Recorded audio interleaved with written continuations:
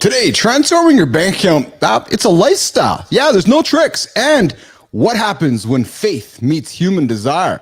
You get soaking. And hey, baby, it's not what you think. You don't believe me? Stick around. Coming up today, Mornings in the Lab with Keith and friends.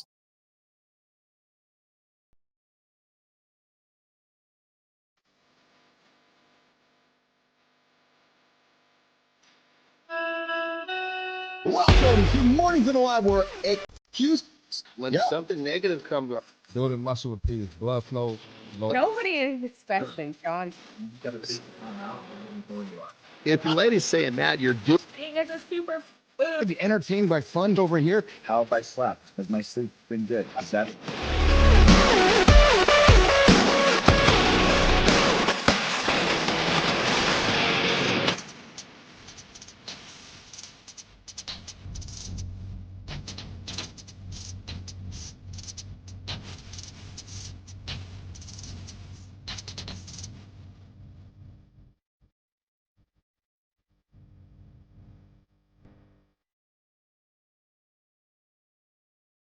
There we go, baby. It's a Friday. The loop begins. Mornings in the Lab with Keith and friends. What's going on, nation? Yep. We're closing the loop on a Friday here. We got Daniel Brenneman showing up, the Coach Eltons. He was back. He's back. He was here a few weeks ago in the lab. We're going to catch up with Daniel, see how his morning routine is. We're talking transforming your bank account. And listen, nation, it actually has nothing to do with what you think it does. Oh, baby, no way, baby, no. We're going to get into that later on in the show. And then, hey, you ever thought about soaking? Hey, Dugan, you ever thought about soaking? We're getting the conversation about soaking today in the lab. Maybe we're going to talk a little bit about hair loss and creatine. We're going to look at Johnny wondering, hey, does creatine cause hair loss? We got some answers for that. Jory Jansen's joining us today. We're going to talk pooping.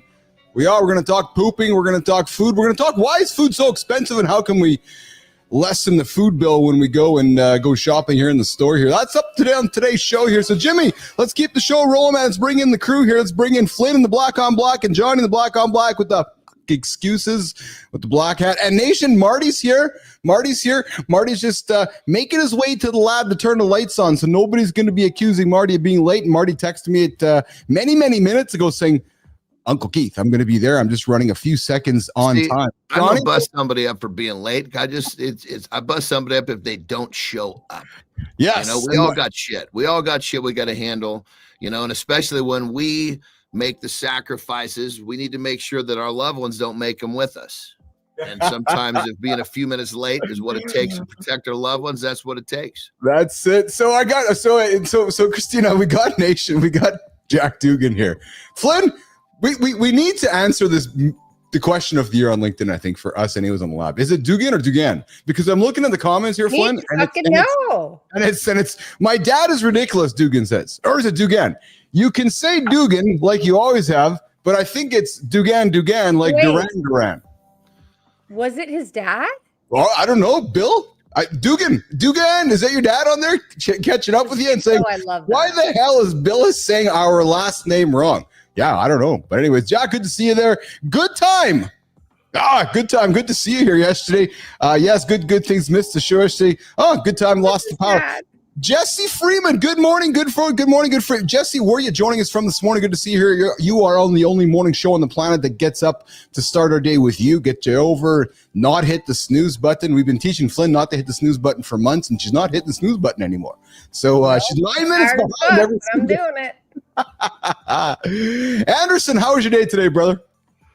It's good. I was actually a little different today because we're leaving early because we got to be up to I think I told you guys we're going to see the oldest daughter. She's doing her dress fitting, and nice. So we got to leave at 7.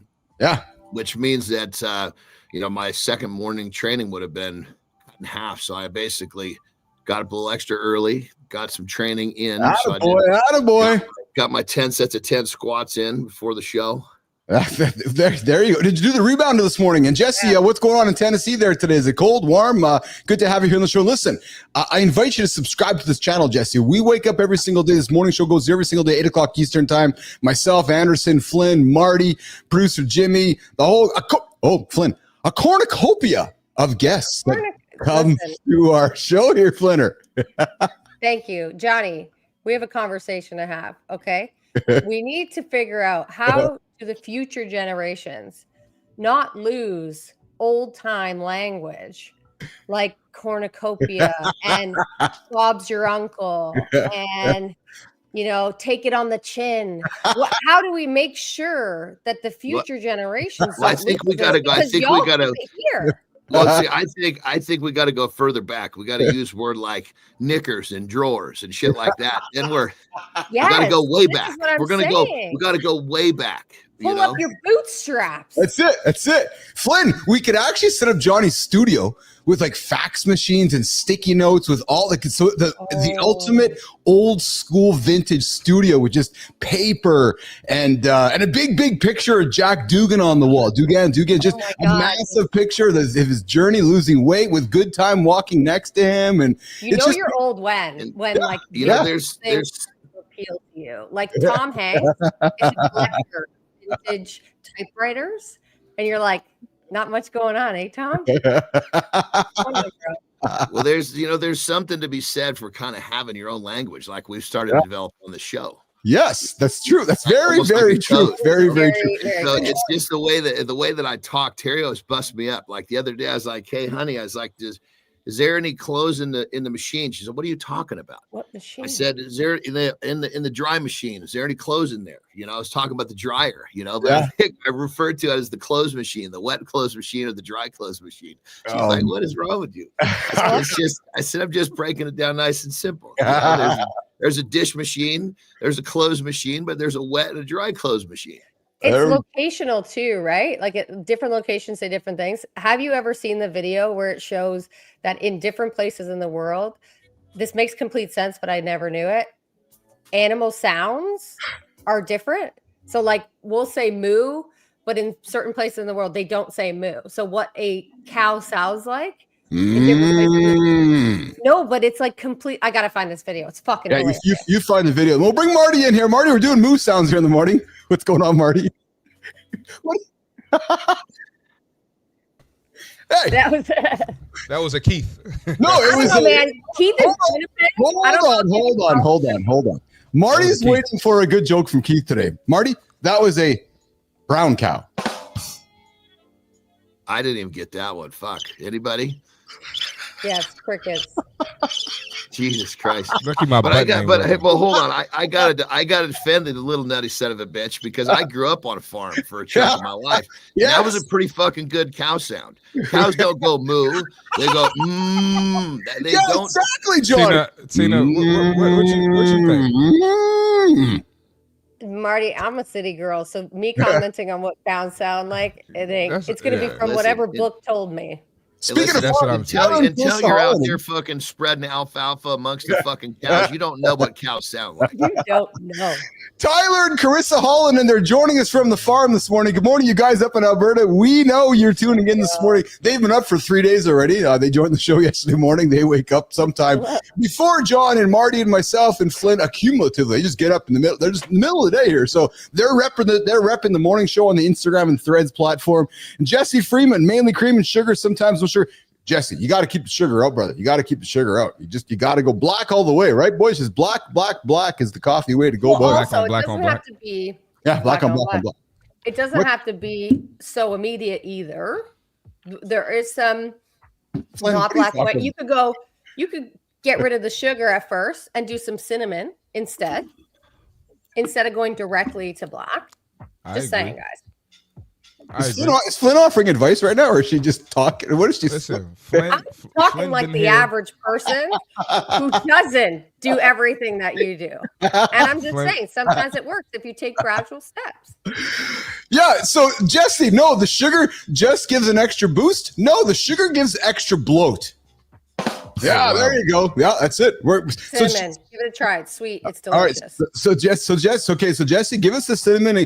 Jesse, come on the show and do a review for us. Tell us how the review was with the cinnamon in that whole thing. I can see Johnny waiting to say something, but his internet is holding him back. He's a minute behind right now. Johnny, what are you going to say? No, I don't have a delay. I just can't fucking hear all of what's going on here. But when you take creamer might be fucking worse than the goddamn sugar because it's just straight fucking chemical. Yeah. So and think like this. We're finding very, very clearly now that sugar is the fucking cause of all Americans' problems, not Yes. fucking Oh fat shit. like they've been telling us. So, Yeah. Sugar in soda, sugar in coffee, you got to be really careful of that stuff. It fucks us up. I mean, it's what's turning us fucking diabetic. Johnny, Kristina, Marty, could you imagine society with no sugar? Like, just imagine how bitchy people would be, how miserable humans would be. They'd be like fucking Civil War. I need my sugar. Well, hold on. They wouldn't be fucking for a hot minute. It would be like that for about 7 fucking days, and then we would have the most happy fucking race on the planet. This shit it'd be like if you took all addictive fucking drugs away. Everybody would go through a withdrawal, and then they'd be fucking amazing. Yeah, there's right. So Jesse Freeman's going straight to black coffee. Jesse, I'm with you, brother. So Jesse, when I started my relationship with my new wife, Lauren, I was telling the story before on the show here. She's like, "Oh, where's your coffee machine?" I'm like, "Oh, I don't have a coffee machine. I don't drink coffee." She's like, "What?" So I started my coffee habit straight to black. Didn't even start with creamer. Didn't even start with cream. Didn't even start with sugar. Just straight to black, and I haven't gone back. Yeah, true story. As long as you're getting a great coffee, then the black doesn't matter. If you're getting shit, then the black that's true. Tough to swallow. That's true. Dugan, are you a coffee guy? Are you a tea guy? Are you a macchiato guy? Are you a cappuccino guy? Are you a give me another one, Flynn? Are you a yeah, exactly. Matcha. I really do this. Well, the key with coffee is this is that it has to be fucking ground on the spot. If you're buying pre-ground shit, that doesn't fucking work. My machines, I'm a coffee freak. I got the Nespresso, I got the espresso, I got the regular motherfucker. And every time, no matter which one I'm turning on, the first thing you hear is it's grinding beans. I must have had a shitty coffee. I got the Keurig. Oh, the Keurig is good for that moment where you got to fucking grab and go, baby. Everything serves a purpose. I have the Keurig for the backup. So Marty, you know how we have the coffee maker here in the house. Marty, I got to get you back up here, man, because it's getting cold, and I feel like I did. So we should talk about that so you can really experience Manitoba with me. not you haven't been in the winter. You didn't go in the winter. No, you can. No. Bro, Marty, all you got to do is fucking find your way into a freezer, and you know exactly what it's like out there, bro. You don't got to get on a plane for that shit. Marty, I'm not you can't say you've been to Winnipeg if you haven't been in the winter. It's not the same. Hey, Dugan, you want to come visit me? I know how cold you guys get up there. It was Regina, Saskatchewan. Whoa. That was some fucking cold shit, man. I got off the windy goddamn as airplane. fuck. Oh, Jesus. I got off the airplane. I had the flu, so I was extra cold. But I got off the airplane. One of those ones where I had to go down the steps and like 60 yards to the building. I got to the first step, went back in and said, I didn't call them motherfuckers, but I was like, you people need to give me a bunch of blankets to get across that fucking tarmac. Such a diva. That was going straight through me, man. That stuff was cutting deep. That wind. Yeah. All right. So listen, we got Daniel Brenneman hanging out with us, patiently waiting in the green room. We're going to bring Daniel in here. He's been on the show before. He was here a couple weeks back. We're going to bring Daniel and do the accountability check-in. And then, guys, I haven't got to the big topic on soaking. And I want to maybe we'll have that conversation with Daniel here on the show here as well. I'm sure Johnny and Marty. I was having the conversation last night with Piper Flynn about soaking. Oh, interesting. Okay. Yeah. My 14-year-old daughter. Wedding? I missed it. About wedding? About soaking. And we're not talking about soaking in the tub at 4 a.m. So listen, Jimmy, let's do this. Let's go to the accountability check-in. We'll let Johnny go and have a pee, and Marty get himself ready for the big soaking conversation. We're going to bring Brenneman in, talk to the coach Elton. Talk to the coach Elton. The word from Brenneman. Yeah, that's his word. All right, where's my notes? There we go, nation. Yes. Okay. Boom, boom. Here's one for you. Oh, yeah. You waiting for this one? I know you are. You waiting. Here we go. Your goals are stupid. Yeah, true. Here's why. Most people, they set goals that protect them. We've all been there. I've been there. You've been there. That guy over there. We've all been there. No, not goals that push them. We all look at Elon going, that's a ridiculous goal. Yeah, but he sets them so that perhaps we can achieve audacious goals. So you aim for what's realistic, typical is what we do. I'll get it done by next Friday. I'm only going to do this. What happens if you can do that? Realistic goals, they don't scare you. Realistic goals just give you the encouragement to wake up. What doesn't scare you won't change you, nation. Not at all. Because here's what I've learned. If your goal feels easy, it's useless. If it feels impossible, it's perfect. And damn it, if they're talking smack, you know what Johnny says? You're on the right track. Listen, the gap between easy and impossible is growth. You want to grow? Here's how. You set those goals that make you feel uncomfortable, and you work backwards. You start with a goal so fucking big, you feel like a fraud writing it down. Then you come on the show and tell the world about it. Yeah. Then you reverse engineer the steps to get there. Because comfort's the enemy of that transformation. And I'm telling you, you don't make that unrealistic goal, you don't state it publicly, you're not hitting that goal. There's your check-in, nation. Mornings in the Lab with Keith and Friends, the only morning show to get your ass out of bed. What's going on, Jesse? Yes, I see you there in the lab. All right, Jimmy, let's keep the show rolling, brother. Let's do it. Okay, so we're going to do this here. We're going to turn the music off. We're going to bring up Marty. We're going to bring up Jimmy. Here's what we're going to do, man. We are going to, Jesse, you're 18. Good job, man. All right, let's do this. We are going to bring up Marty. We're going to bring up Johnny. We're going to bring up our friend Daniel Brenneman. And what we're going to do, Jimmy, is we're going to run that YouTube that I got there. Where the heck is it here? Boom. I just love What's up, Daniel? What's up, boys? What's up, Daniel Brenneman? Y'all good? Fantastic. How are you, pal? I'm wonderful. Yeah. What's so wonderful about today? I got up and I get to do what I love to do. Oh, I love There we go. It is also my youngest son's 6th birthday. Oh, So yes. We started off with a big morning excitement running around. Let's go. It's a good day. Let's go. Nice. Let's do this. So every time on the show, we bring our guests and we like to ask a question, but we were fortunate, Marty, Daniel, Johnny, Jimmy, Flynn, that Brennan was here before. So here's what we're going to do. I was just about to say, he's been here before, right? Yeah. He has been here before. Yeah. So we're going to do a little bit of a repeat here. We're going to run the old, here's what we're going to do, Jimmy. We're going to throw this on the screen here. We're going to add the stage, and we're going to ask this of Daniel Brenneman. Where are you located, and how do you start your daily morning routine, Daniel Brenneman? I'm in Charlotte, North Carolina, and wow, that focus is way off. My apologies. Yeah, we were wondering you're looking at a focus. I'm joking. There you go.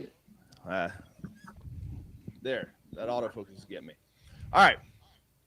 So, Charlotte, North Carolina, and my morning, I start getting up, drinking my coffee, reading my Bible, and doing.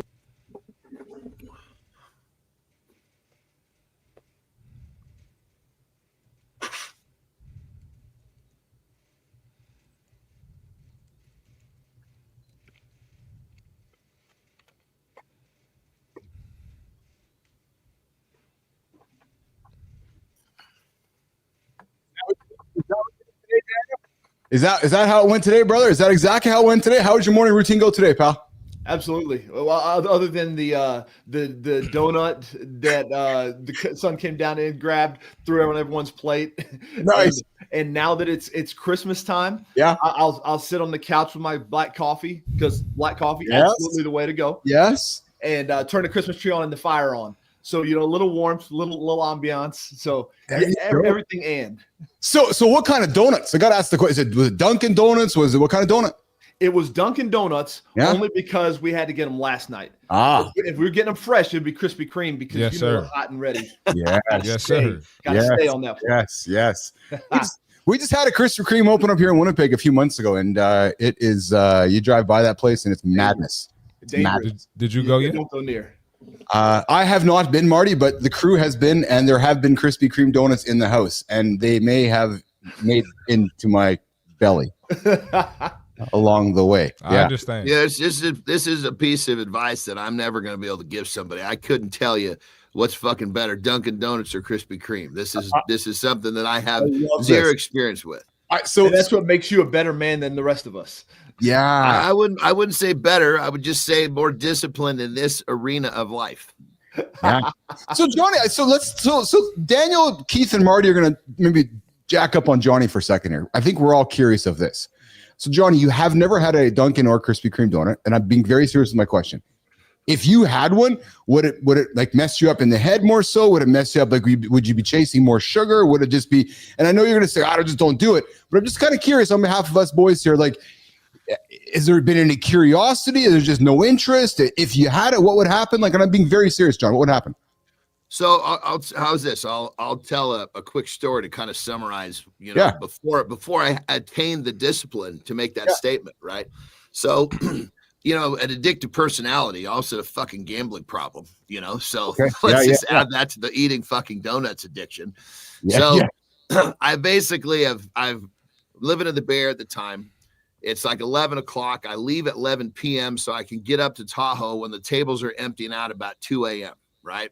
I get into Tahoe and I pull in I have to fucking get gas before I start gambling, or I'll gamble my goddamn money when I won't be able to get home. So that's rule number one. That's the state I was in. Okay. So I pull in to get fucking gas, and I'm pumping the fucking fuel, and I catch this fucking whiff. I'm like, Jesus Christ, that smells good. It was a fucking donut shop right across the parking lot. They were just pulling these fuckers out of the goddamn what do we call it? The fryer, whatever it is. Yeah. And they were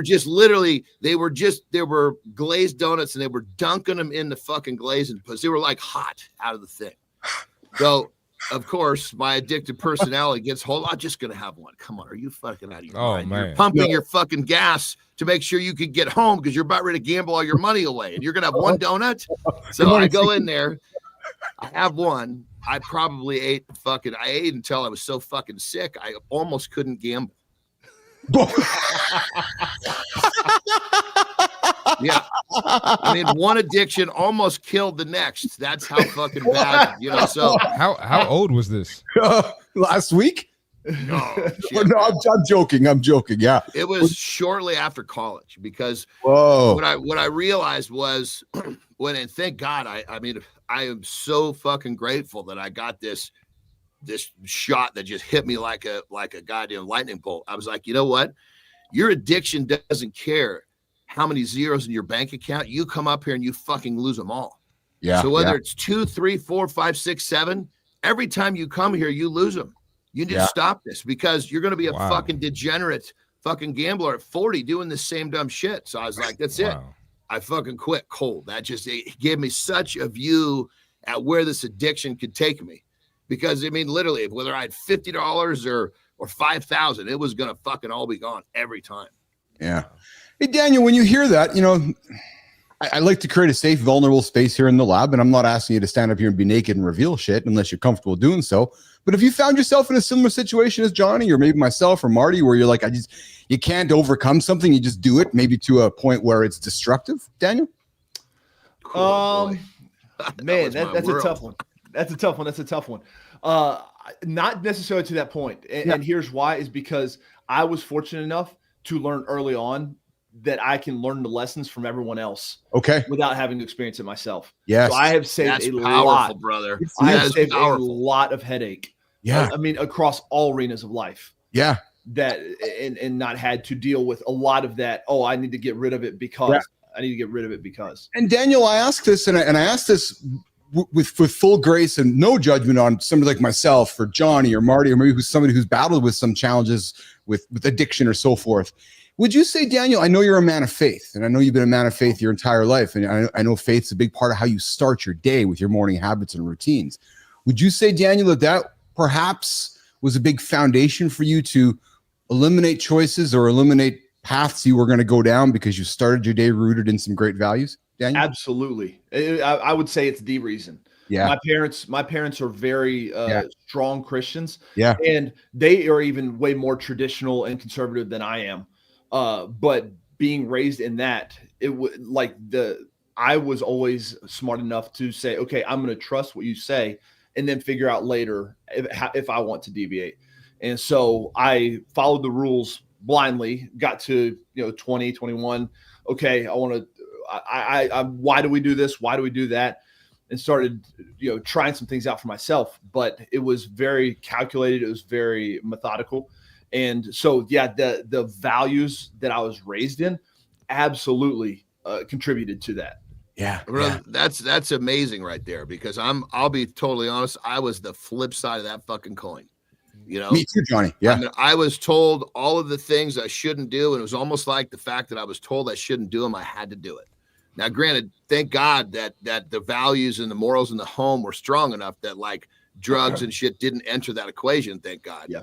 You know, but when it came down to like, I don't know, it's just, maybe it was part of that, me being dumb enough to believe. I believed I knew early on, which, you know, in many cases really fucked me up because I should have listened to my parents. But at the same time, it's also gave me what that belief, like I knew that I could do what I needed to do. I believed, you know, I believed I was right. I believed I could do it kind of across the board, which fucked me up a lot of places. But thank God I had it or I wouldn't be here today.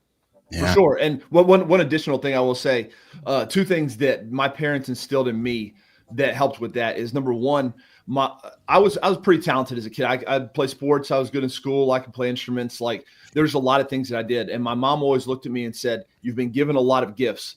And with that comes a lot of responsibility. And then I was the oldest of 3 kids. And so my mom would always look at me and be like, they're watching you. So whatever choices you make are going to be made threefold. And so I always had that in the back of my mind as well. Awesome. Hey, you're hanging out with Keith Bilous, Jon Andersen, C. Marty Fitter, and our guest, Daniel Brenneman, back here mornings in the lab with Keith and friends. The only morning show to help you guys get your ass out of bed and hit those big goals. Hey, Brenneman, you, I gotta have some fun with you, pal. So you started the morning this morning. You gave your kid a donut. That's a good example to set the kid. I know, wonderful like kid. Wonderful example. We got Jory joining us here in a half. Like In 15 minutes, she'll be like, Brenneman, what are you doing, man? You're setting the kid up with sugar and donuts first thing in the day? Like, what the hell? Quick question. When you had that donut, did you just have the donut first out, brother? Or did you, because if you did, I was going to say, I can give you a little tip that will help you have your donut and not have the same effect on your body. So did you eat it on an empty stomach? Oh, I did. Well, I drank it with my coffee, but I did. Okay, so check it out. Just eat like one whole egg prior, hard-boiled, because that one whole egg will then, when that donut comes down, it'll basically, as we talked about, it'll take that glycemic and it'll slow it down. It'll take the average of the egg and the donut rather than the donut by itself. And so that. Real quick, is that the whole like eat protein first mentality? Because I try to do that with lunches and stuff. See, normally I intermittent fast. I don't eat breakfast, but with the son's birthday and stuff. But when I intermittent fast, I always try to eat my protein first. Is that the same? Yeah, very idea? Same concept. But the egg has fats. You need fats to slow that fucking donut down. Like a chicken breast, not going to slow it down the same. Got it. So avocados, different healthy fats like that as well. Yeah, I mean, just put some fat in your stomach with some protein, and it'll definitely. What it'll do is it'll just make sure you can enjoy that donut without having. Because I'm really thinking about health. When that thing fucking hits, it tags your insulin. Insulin's like a light switch. It's only meant to be. It's got X amount of switches, and when we hit that fucker too much, it breaks. Now you're diabetic. Yeah. And you know what's really cool too, Daniel? Hey, Jesse, I appreciate your comment, brother. So far, this is the best stream I could have come across this morning. Jesse, I appreciate that so much, man. We're trying to build something special for guys like you and me and Johnny and Daniel. I don't know about Marty, but we're trying to build the show for all of our friends here. But hey, so we're gonna do the Marty Fit tip here in a quick second here. What Johnny was talking about, Daniel, so myself and Lauren have done this before, is attached a CGM to your body, a continuous glucose monitor. And it's actually quite fascinating when you throw a donut in your body to watch your insulin go up. I'll bet. It's actually quite fascinating. It is, because and then do the same test, but do the egg first. So it's actually quite neat. So, we all don't need to wear CGMs, but when you wear them, it gives you a good visual indication of how food's working on your body. It's actually pretty cool. It's pretty cool to see it, right? Because it's like Johnny's like, it's like, okay, you put the gas tank in. Like I had a chocolate bar once, I put the CGM on, had a chocolate bar, and then within like 30 minutes, like the insulin just spike through the roof, right? It's actually quite fascinating because you see it, right? Well, you learn to actually feel it. Like if I eat something to spike my insulin, I can feel my temperature goes up. I start to lose a little focus. I mean, it's because keep in mind, insulin is like one of the most powerful hormones in the body. It's basically designed to keep you alive. That's it. Wow. Let's do this. Let's give ourselves a break. Marty's going to do the fit tip, and then we're going to come back and have some fun with Brenneman. And I want to get into the conversation about soaking. Daniel, have you heard about soaking, Daniel? I've heard about it. That's about all that I can contribute to that, though. All right, well, we're going to get into it in a few moments. We're going to learn more about Daniel Brenneman coming up in less than a minute. Marty, you're up, brother. Let's get it. Let's get it. All right. We got another heavy hitter for the week. All right, this one here is going to be stop comparing yourself. Especially now in this social media age, we got so many people out here They're doing anything to get a quick dollar, doing anything to get quick engagement, basically to boost their clout. First thing that comes to mind, people edit their photos. So you'll have, this is men and women. They'll edit a photo, try to sell you a personal training package, online fitness coach, right? And you don't even know that this person is faking it. You don't even know how long it took for them, if they're not faking it, how long it took for them to get this transformation.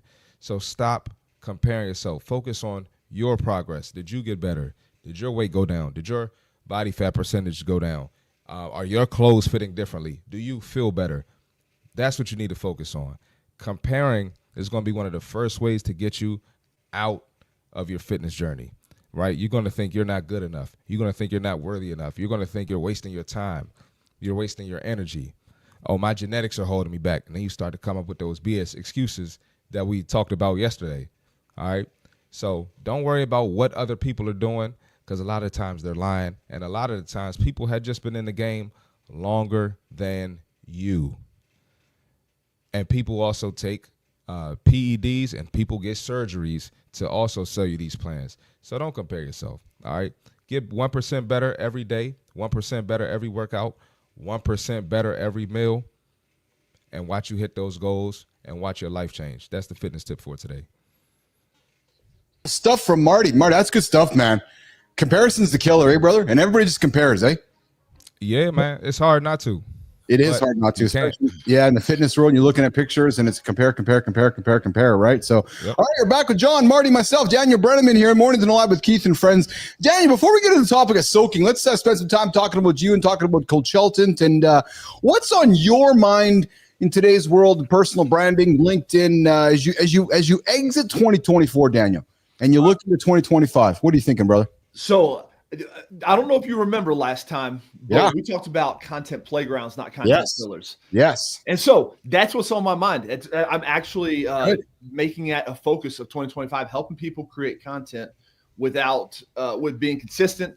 Very, very much like you're saying, Marty, is that 1%, just continuous action. Yep. And so the idea is content pillars are restrictive. In my mind, I'm kind of the anti-pillar guy. Here's why. If Marty, if your pillars are fitness, nutrition, your story, your personal experiences, your stories, 2 of those are going to be noise along every other fitness professional. So the one way that you can differentiate yourself is 50% of what you talk about. So you're going to become noise 50% of the time. But if you look at a content playground, which is what I've kind of come up with, and put on all 4 sides your top 3 values, top 3 core experiences, your top 3 frustrations, and your top 3 frameworks, or the things that you teach, and then take any 2 or 3 of those and combine them in the middle of that playground. You can build something creative and unique every time. You know what's interesting with this, Daniel, is that when you look at the Mornings in the Lab show here, in many ways, you're talking about exactly that. I'm looking about this more like a playground than pillars. Yep. Right. So we have pillars that we, as you can hear and tell with our audience, they're very similar. But what I've also found is that those pillars can become somewhat restrictive, and there's a balance, right? And the niche is mornings, the niche is men, the niche is accountability, the niche is business and fitness. But there's also culture and things that weave in there. So what you're saying, Daniel, is that the playground allows us to spread the pillars. Is that really what you're saying? And talk to me about through the context of perhaps the show, like coach me, instruct me. Like, are we doing good things, bad things? Where would you tell us to get better at? Because what I find is that what I'm leaning into is that our audience is Johnny. Our audience is Keith. Our audience is Marty. Our audience is Jesse Freeman. Our audience is Daniel Brenneman. And what I'm suspecting is the content we're putting out there is the content that you want to hear. Think of Men's Health, Men's Journal, mixed in with some Howard Stern stuff. So it's not always just fitness. There is some business stuff. Like, we got the right approach, right, Daniel? No? Yes? Absolutely. You just said it right there. I don't know of anyone else who has fitness mixing with Howard Stern. That is a great handle, because when you start looking through, like, here's how I teach it. Yeah. There are through points. There are threads that are going to connect your experiences all the way from childhood to the way things you do now to what you bring into the world. And so when you start to understand how your experiences shape what you do, you start to understand your unique perspective on it. So then I always say that the hardest struggle that you experience in life is the cornerstone of your brand, because it is the lens that shapes the way you see the world. So Johnny, your discipline is shaped through your addictive personality. So understanding that and talking about that helps others that are coming behind you with the same struggles, the same tendencies, to understand, hey, this is how I bring this into the world.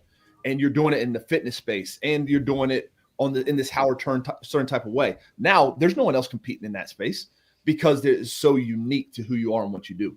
What's the downfall in that situation though, Daniel? Is it's, can one niche down too much in a category with content playgrounds instead of content pillars, Daniel? You can, but playgrounds are so broad. Yes, that it can be anything you want. So here's an evaluative tool I use. Yes, I've found that when you live in the world of inspiration too much, you build a group of raving fans. When you live in the world of education too much, you build a machine that churns buyers. And so from a business standpoint, if I am living too much in one of those worlds, I want to then look at this on a sliding scale. Do I need to come back to 40% inspiration, 60% education? Am I more inspirational? Do I need to come to 60% inspiration, 40% education? And so you start to evaluate in that space, and you're able to understand how to move your content in a way that's resonating. And you listen for signal. And if it's too specific and the signal's not there, allow it to get more generic. It's just, there's a lot of flexibility in the playground that is not there when you're talking pillars. Yeah. Marty, what are you hearing when you hear? I knew we were bringing Brennan back for a reason, because the guy last show just dropped nugget after nugget after nugget, and he just continuing here this morning. Marty, when you hear Daniel talking, you're a creator. You create some great content on the See Marty Fit podcast. When you hear Daniel talk about pillars versus playgrounds, what are you thinking about, Marty? So I think Daniel's getting really into it, but I think it all comes down to being authentic and just being yourself. That's what we all do on this show. That's definitely what I do, because, the way I am on social media is the way I am in real life, and in a sense, it kind of is playing a character, right? You kind of probably Daniel, let me know if I'm wrong. But you're kind of playing more into your story or more into those pillars on social media. But in real life, you're still him, but you're just, a regular guy, regular girl. And but yeah, it just comes down to being authentic. That's all it is, because people can sense when you're faking it. People can sense when something's not real. We can feel it. Like when Jon Andersen got on the show, he knew me and Keith were the real deal. Yes. That's why he wanted to stick around. That's why he's still here. That's right. Daniel, to Marty. Let me real quick respond to Marty here. I think that is the truest thing you could say. And that's why I built this system, because a lot of people have a really hard time being authentic. So when you look at things through the lens of your values, your frustrations, your experiences, I teach that your audience is a true reflection of who you are. You attract who you are. That is a core principle of life. Yes. You attract who you are. But most people will say that and leave it there, which means you can't quantify it. But I've broken it down. Okay, if I'm going to quantify you attract who you are, how? Why? Your values, your frustrations, and your experiences. When you start building from that, you start attracting who you are. And now you understand your audience, and you're able to be authentic and relate to people exactly like you. And that's how I built this, because I'm like you, Marty. I like naturally authentic. That's how I vibe. But a lot of people feel like they have imposter syndrome. They feel like whatever. And I'm saying, hey, you have to put language to that. And because another thing, and I'd love to hear y'all's perspective on this, because this is a working theory, but that imposter syndrome has less to do with being in rooms you feel like you don't belong in, and more with doing with being there because you don't understand how you did it. You don't have language for it. And when you don't understand how you did it, then you're always worried it's going to pull out from under you. But if you have language for it and you understand how to quantify it, you understand that it's repeatable and how it's repeatable and how to evaluate it if it's not being repeated. Let's use myself as an example for that, Daniel. So what you're saying is, so Keith, Uncle Keith here gets nervous when he has to go speak at like corporate events or be part of corporate events, because I go into a boardroom and I'm saying to myself, what am I doing here? Like, I don't belong here. Yet Marty's like, well, Bilous, yeah, you actually do belong here, because you started a business, you're quite successful, you sold it, you ran a remote company with 500 people. You do belong here, but yet my head is telling me, what the hell am I doing here, man? I don't belong in this room next to Jon Andersen, next to Jeff Bezos, next to these guys here. So what you're saying, Daniel, is it's actually my own story preventing me from being comfortable there instead of that room not making me feel comfortable. Is that what you're I truly believe that if you put the proper language to it and understand my own story, to your story, your frustrations, your experience, like this combination of who you are, when you put the right language to it, then you say, I know I'm in the room because I ran a business and I sold it. And the reason I was successful and ran a business and sold it is because I had these variables that I executed on, these things that I did. Therefore, this is valuable in all spaces, not just this accidental space I kind of stumbled into success on. Yeah. You know, what's interesting when you make the comment about, you said a couple of moments ago about being authentic and being yourself and people buy from who they are. That's what I've been really finding interesting about this show. Because, you know, in many ways, Keith, Marty, Johnny, Flynn, Richie, like we're like a band, right? Yeah, oh, for sure. Like an entertainment product, right? And you're trying to find people that appeal to your band, right? And it's very it's unlike a traditional business you'd start because I'm trying to say something with Daniel goes, oh, I'm leaning into what Bilous said. I'm going to come back and listen tomorrow, right? So when we got guys like Shinku or Jesse or John or a Good Time, it's literally finding that ICP that they can identify with something I said or Marty said or John said, so they come back. It's it's very, very black and white, Dan. It's been quite interesting to me, actually, and frustrating at the same time. Oh, absolutely. Absolutely. I think that this is where a lot of people will say, find your ICP, define your ICP. And I just believe that if you excavate the language from who you are, you're going to have a really clear picture of who your ICP is. Yeah. Yeah. Interesting.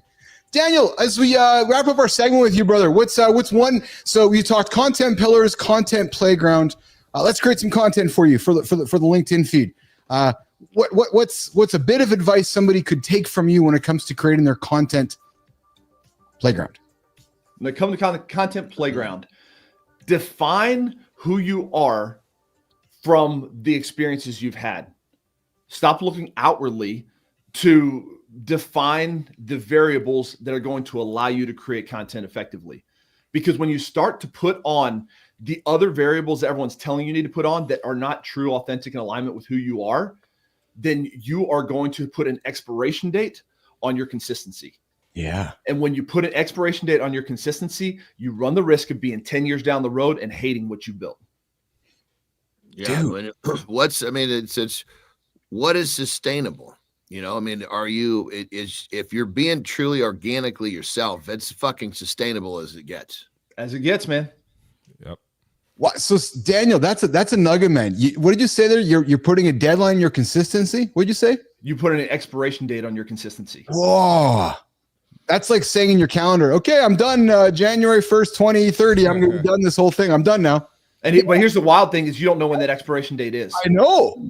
You have no idea. And it's going to hit you in a moment. It's not going to lead up to it and be like, this milk's kind of bad. I got another 2 weeks. It's like, oh God, where did that come from?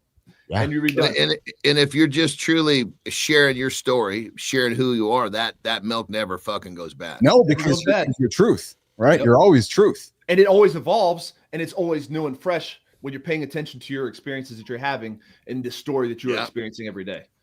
Yeah. Yeah. Because there's no expiration on truth, right? If it's a lie, it's going to catch up to you eventually.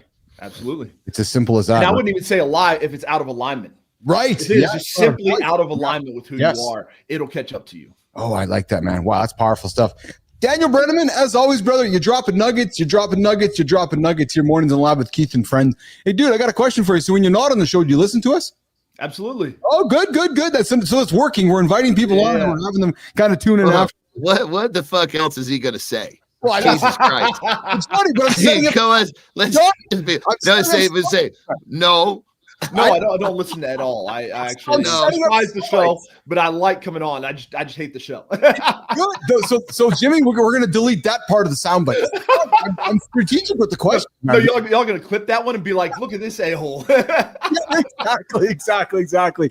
Daniel, on behalf of myself, Johnny, Marty, Flynn, what's your son's name?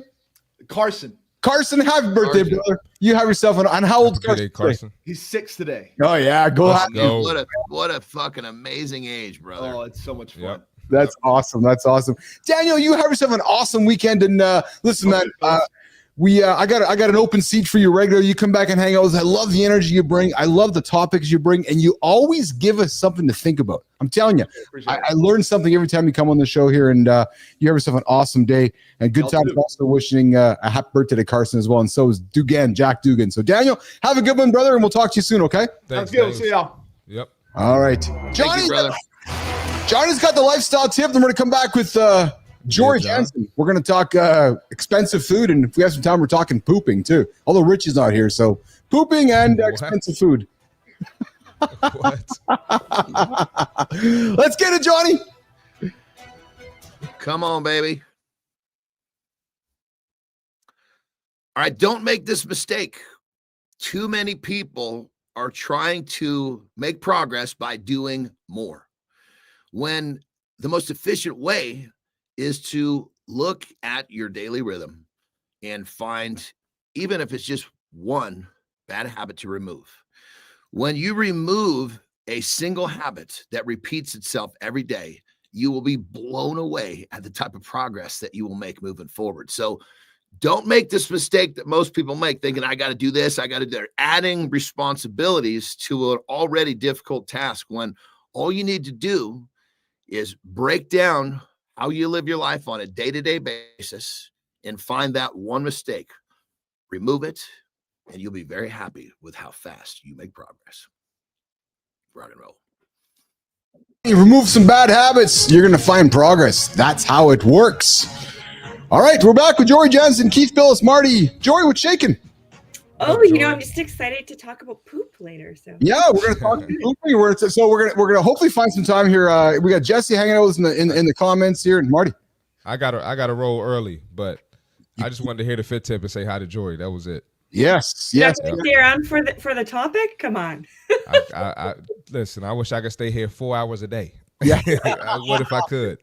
All right, Marty. Good after, brother. We'll talk to you soon. I'll talk to y'all. Yep. For sure. Have a great loop, brother.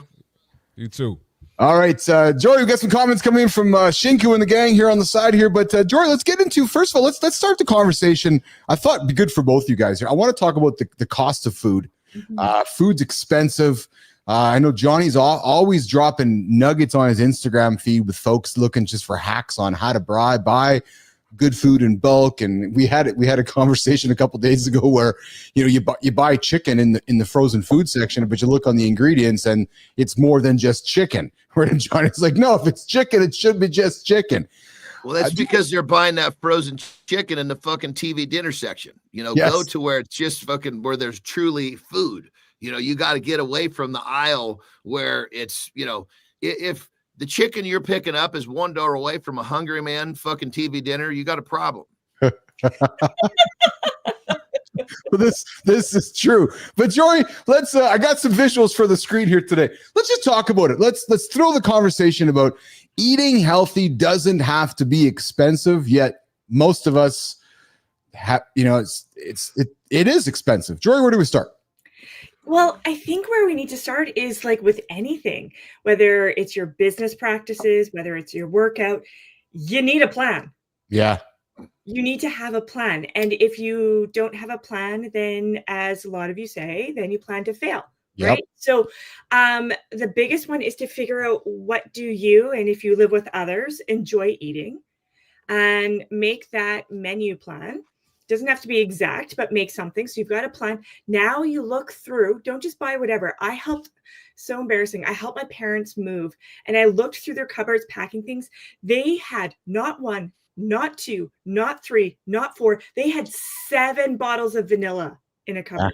Oh my God. It's expensive. Right. So look through when you've made your menu and you know what you need. You have to look through your cupboards. What do you already have? Scratch that off the list. Look through your fridge, your freezer, scratch that off the list. That would be the first part. Save money because you already have stuff, right? So look at your seasonings, like all that kind of stuff. And then you have your grocery list, whether you put it on your phone, you write it down, bring it with you. Don't leave it. in, on the kitchen counter Yeah, or yeah, on the fridge. yeah. Bring it with you. And then the next part, which is the hardest part, is you stick to the plan. What's on the list is what you're looking for. What you're buying. And don't go to the store You know hungry. what's helpful with that is if you eat before you go shopping. If you're hungry and you walk in that store, you are in deep fucking trouble because every sugary treat on the shelf is going to be jumping out at you. Yeah. Exactly. Eat, hydrate, all that kind of stuff. Hopefully you've had a good sleep, so you make some good decisions. Like all of that is part of the pre-planning. If you plan, then you're prepared, and then you can execute the plan. It's funny because I'm laughing because Shinko's like gonna buy garbage. I'm laughing because I'm laughing for how simple and taken for granted we do as humans.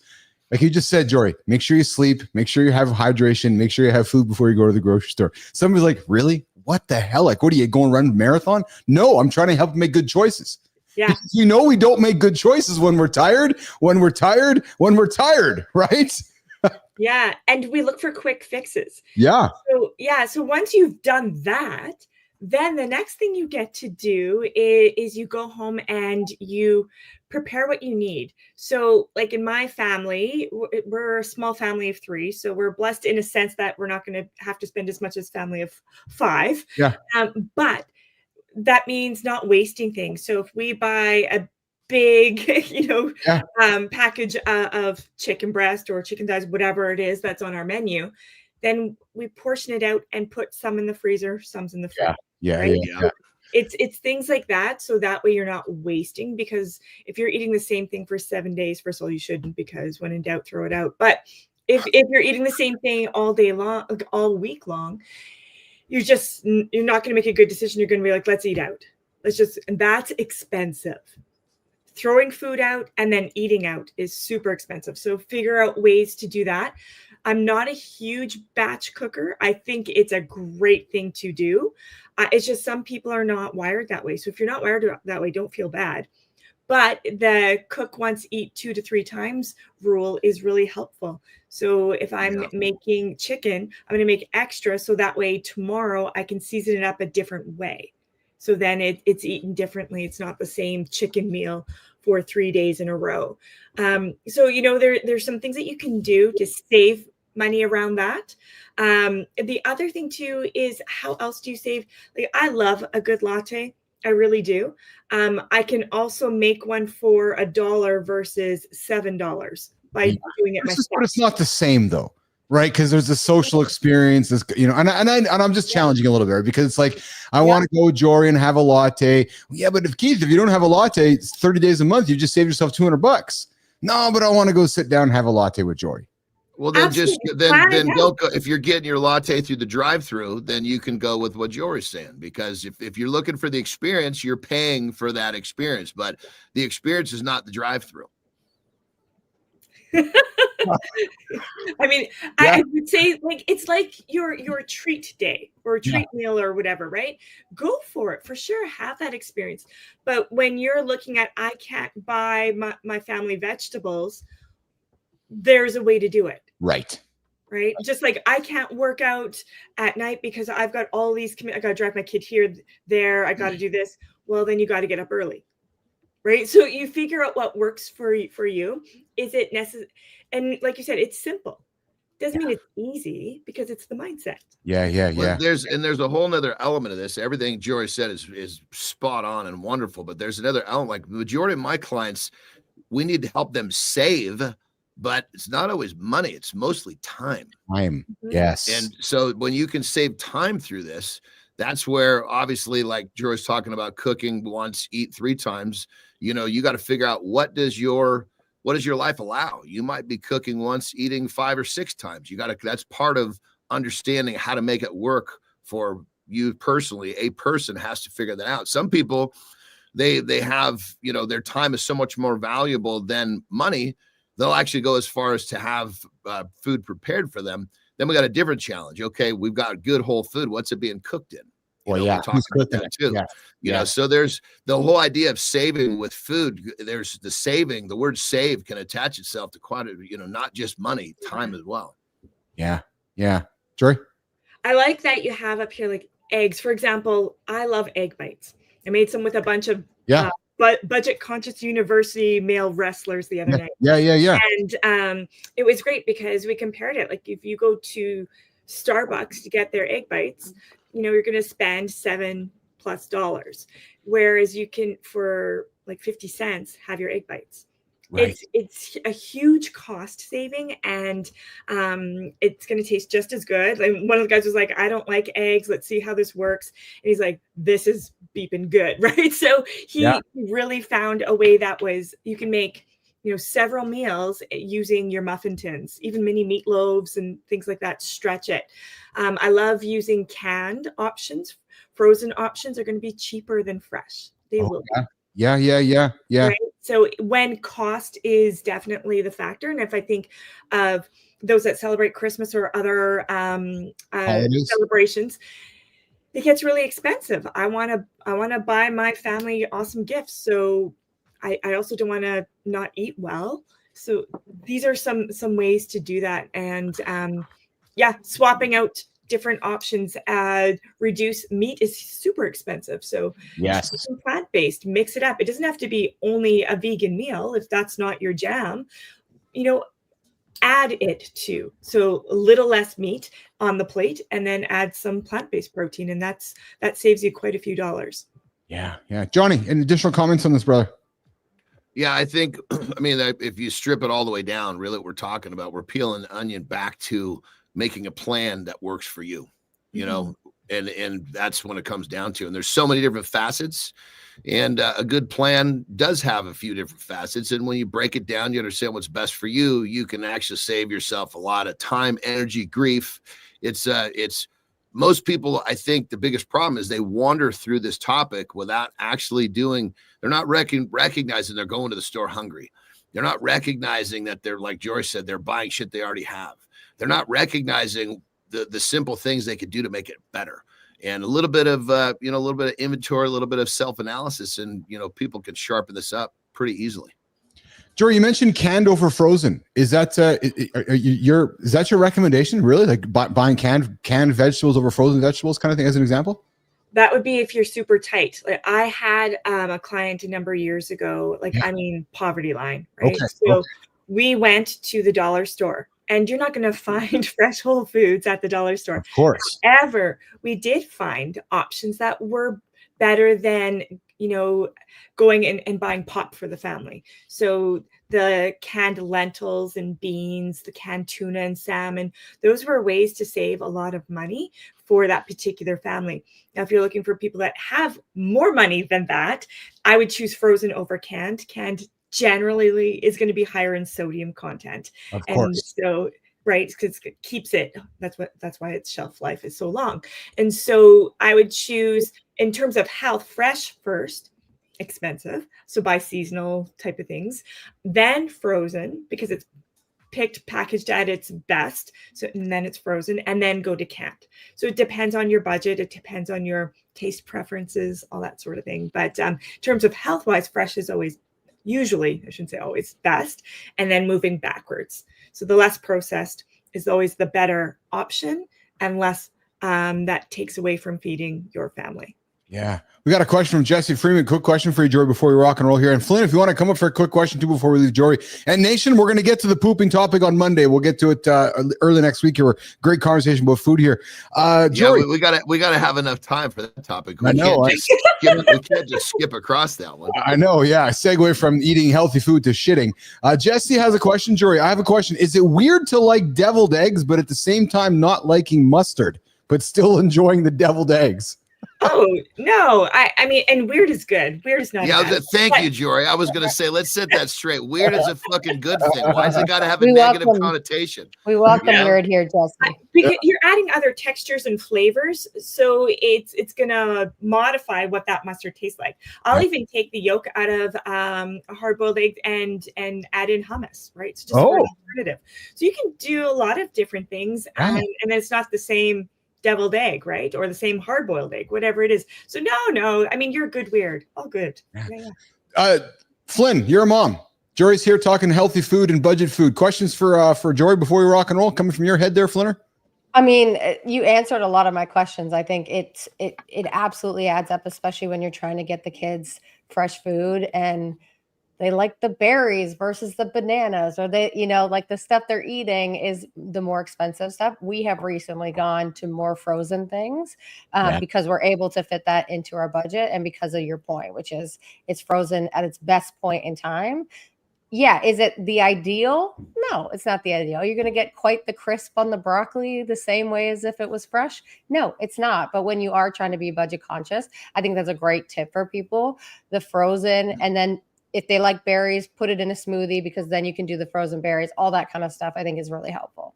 Well, the frozen fruit even makes a nice pretend ice cream. Like it's so good. Right? Yeah, we do that, or we do that as like we'll put it on the stove, and then that's like jam. Yeah. Perfect. Yeah. Little that's side what I note mean. on Like the the fresh parenting. is great, but also are the slightly, it's not highly processed, it's the slightly processed. So, the frozen option, it's still processed, but it's a better option. The canned is a little less, but it's still a good option. Yeah. Johnny. Yeah, I was just going to say on the whole parenting thing with good foods and whatnot, we hear so many parents say, oh, my kids won't eat that. Well, it's because you're still giving them the fucking junk. You stop giving them the junk and you give them the good food. Promise you, when they get hungry, they will eat. But you have to take the bad food away. And you do that. I mean, that's the way I was raised. Food was prepared. It was good food. And if you didn't eat it, you were hungry. I mean, I didn't have a problem with that because I was a food lover. I was a fat little son of a bitch. But the bottom line was, if someone prepares you food, that's the food you eat. You don't. Yeah, that's the lesson we had to learn, which was, okay, that's cool. You don't have to eat it. If you're hungry later, it's there. Yes, so you can walk away from the table. You can be done. If you're hungry later, this is what's available to you, and it does work, because if they're hungry, they're gonna eat. Yeah, the next thing you eat will be this, so you can choose to eat it now or later. It's up to you. I mean, not the dramatic like my parents did, which was like, you're gonna sit at the table and you're gonna eat this until it's done. And then it was just me and my sister at the table. I had my warm milk and she had all her beans, and we just sat there for hours. I'm not trying to do that, but it's just like, it's there, it's available. So that's what you're going to have if you're hungry. That's perfect. Love it. Jory, as always, thanks for hanging out with us today. What do you got planned for the weekend here in Winnipeg? It's a cold weekend. What do you got going on, Jory? Yeah, well, it'll probably, like everybody else, starting to hack away at that Christmas shopping stuff. Some volleyball tryouts to go to, some dance rehearsals. It's all good. It's fun. I'm looking forward to the weekend, actually. Awesome. Beautiful. Jory Jansen, we appreciate you, our resident nutritionist, our diet expert, our food expert here in the lab. We're going to be back on Monday with Jory. And Shinko, we're going to talk pooping on Monday, Shinko. So come back Monday. We're going to make sure we have the time on the calendar to talk pooping. Jory, we know Johnny has some thoughts on that. So mark your calendars, nation. Monday morning, we're talking pooping with Jory and John. We never know what's going to go with Jory and John on Mornings in the Lab with Keith and Friends. Jory, have a great weekend, okay? Thanks. All of you too. Awesome. Take care. Okay. All right. Okay. Have a great day, Jory. We got Flynn. Flynn's going to do the brand bite. We're going to come back. We're going to keep the dialogue going. We're going to get into fitness. We're going to go how I transform my bank account. We're going to get into soaking. And if we have some time, we're going to get into this creatine actually lose your hair. Flynn, let's get after it, kid. Let's go. All right. Just because you fall doesn't mean that you failed. This week, it hit me hard. It was one of those weeks. I worked my ass off this past year, digging deep, facing my demons, trying to unravel things that were all keeping me from my potential. And the results were unreal, genuinely unreal. I've learned so much, including why the thing that is holding me back the most, which is that deep down, I don't believe that I'm worthy unless I'm producing something. Me, as just a person in the world, I don't think I'm worthy. So when things went sideways this week, I fell really hard, and I slipped back into old patterns. I thought I was back to zero. Like the voice in my head, who's not nice to me, she was real loud. Regina George, she was on full bitch for sure. And then my wife said to me, God bless her, she reminded me that I've been here before and I know this feeling and I know how to come back from it. And she was right. So falling doesn't mean I'm failing. Falling doesn't mean that you're failing. Falling is part of the process. And each time I fall, I stay down less I know the steps to get back up. I'm more aware of what's actually next. And the same is true for you. If you're pushing hard, you're going to fall. It's a promise. And it's a similar feeling, but the way that you rise is going to be faster, stronger, and more intentional each time. So the next time you fall, when you fall, focus on that. Yes, it really is that simple. That is today's brand bite today. I have entered my no fucks era, and I promise you, if you take today's brand bite into account, you will be one step closer to entering yours. You got this. Producer Kristina Flynn, Mornings and Live with Keith and Friends, dropping a brand bite, and I want to offer this up. I've been on this journey with Flynn, and I just want to say this publicly. I am more than proud of this human being. I'm proud that I get to know her. I'm proud that I get to work with her. I'm proud that I get to collaborate with her. And most importantly, I'm proud that I get to learn from her. And I've thoroughly enjoyed watching Flynn's journey.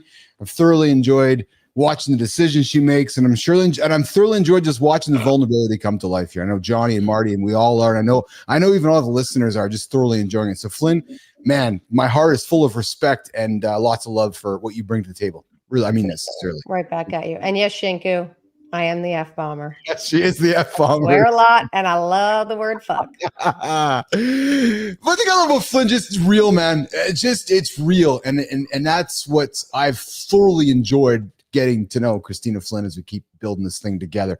All right, so listen, we kicked the show off with the show's about one of the key topic today is about how I my finances transform my bank account. It's just looking at a message here from Jimmy. Yeah, Jimmy, that's healthy. Yes, Jory knows. So, guys, we know Jory spends a lot of time in Starbucks. Yes, why? Because she knows all the prices of everything there. So we think that Jory could probably save some money if she spends less time in Starbucks. Sorry, Jory's had to call. Jory doesn't need to save money. So do you, Jory? All right, let's talk about how we can save money. How you can transform your life through your bank account. And I watched a video with a young man here who put together a video together, and what I did is I took that video and I rolled it into the concepts of the business athlete performance hub and what we preach here every single day.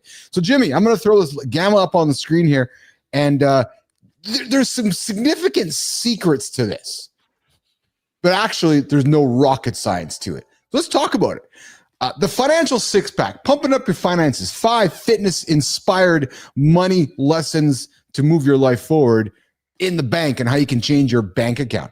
And it's funny, Flynn, Johnny, because there's actually no rocket science. It's just doing some things very consistently, quite boring. Sounds like everything we talk about here on the show. So let's just do this. Delayed gratification, the financial six-pack. Listen, saying no to unnecessary expenses, just like passing on that midnight stack. And Jory dropped it and Johnny dropped it, earlier on in the show. Right? You can choose to go for the $7 latte, or you can have that latte at home, which does that delaying gratification approach, right?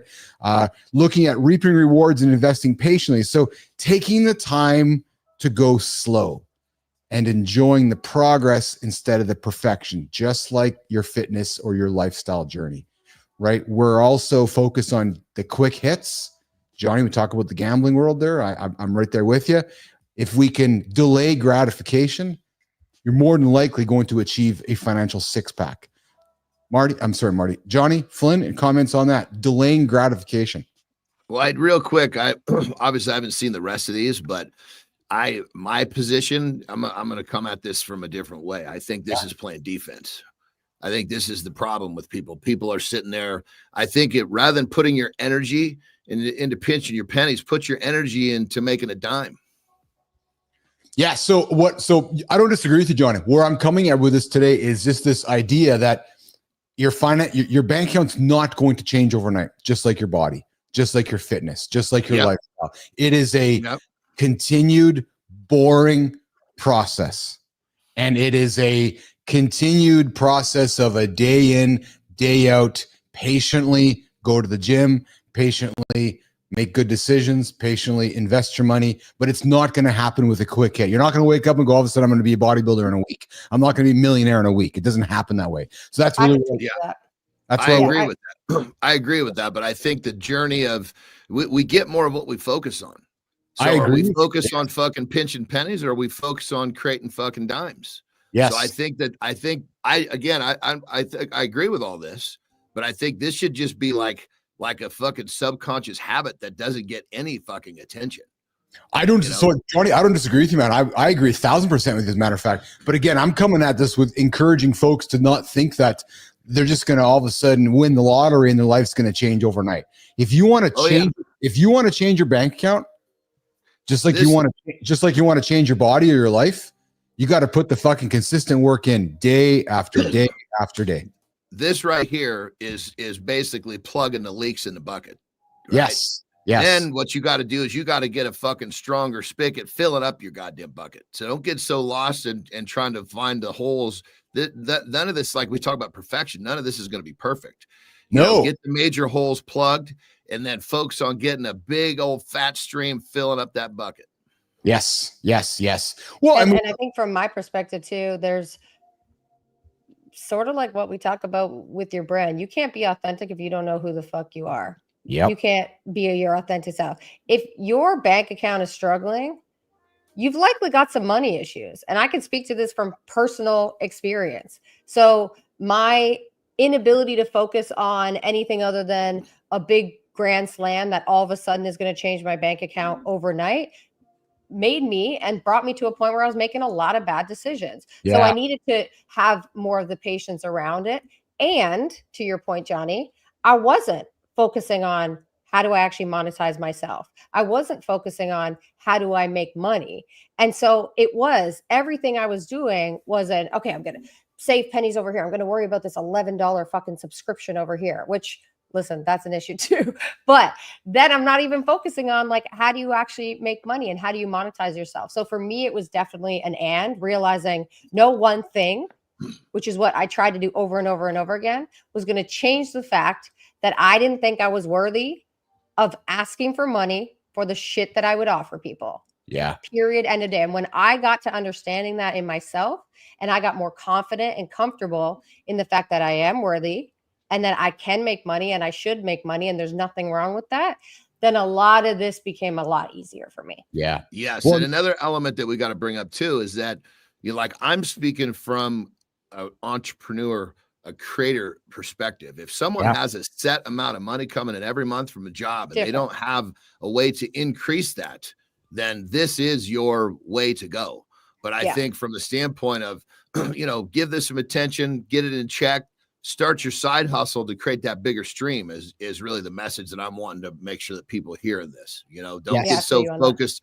Don't get so focused on plugging the fucking bucket that becomes your life and you never moving forward. Yep. No, but what I want folks focusing on, Johnny and Flynn, is the consistent habits that have to happen daily in order to achieve your bank. 100%. This is like the shit that has to become subconscious habit, and you fucking tuck it away and move forward. Yeah, because somebody is I'll go back to the Starbucks thing. Fuck, I'm not making any progress in my life. No, because you're worrying about the little micro. So it's like somebody coming to you saying, Johnny, what should I do about having that chocolate bar today? Well, fuck, what's the rest of your diet look like for the rest of the week? Like, you're not just going to change your whole life because of that one chocolate bar. It's building consistent habits with your financial spending and how you're going to go about doing so or making the decisions. So, for example, one of the things we got here on the screen is beware of depreciating assets, right? So you talk to any big financial expert, somebody who's made big cash, big athletes, the first thing they want to do is they want to go buy a brand new car. The first thing they say is don't do it. Do not go buy a brand new car because it's going to depreciate quicker than anything else. But then that's where your ego gets involved. The flip side of that, though, is you may have to buy. I've been in the position where buying a certain vehicle with a 100% write-off was necessary. Yes, and now all of a sudden you got it again. Are you just kind of just frivolously wasting, or are you positioning yourself with your spending? Yes. And here was really the key point that I wanted to throw up here with our conversation today, that the consistency, just like the gym, just like fitness, and just like a lifestyle, is really the secret to financial gains, right? Small, consistent, manageable investments, staying the course. So again, putting the reps in the gym. If I bring it back to the gym, get into the gym, starting with a walk one day for a kilometer, Maybe the next week you're going for 2 kilometers. Maybe the next week you're going to go, okay, I'm going to go try run a marathon in a week from now. And then it's gaining confidence along the way. So again, back to the financial world. Okay, I've taken Jory's point of view. I'm not going to have lattes and I'm not going to have egg bites at Starbucks. I've now find myself saving $20 a day. Oh my God, over the month, I've now saved $1,000. I can now go out, put this $1,000 into something else. So, right, it's just about this idea of starting small, staying the course. And then over time, you're going to reap those long-term benefits, just like going to the gym, just like making good, healthy lifestyle choices. And that's why I really wanted to bring this back to, there's not a lot of rocket science with this, especially with our audience. But the problem is, I believe it goes back to accountability, Flynn and Johnny, showing up and doing it day in and day out. Johnny. And brother, so true. But what you're saying is true on the other side of the equation too. You basically plug the leaks in your bucket, which we're talking about here, and you want to go start getting that bigger stream.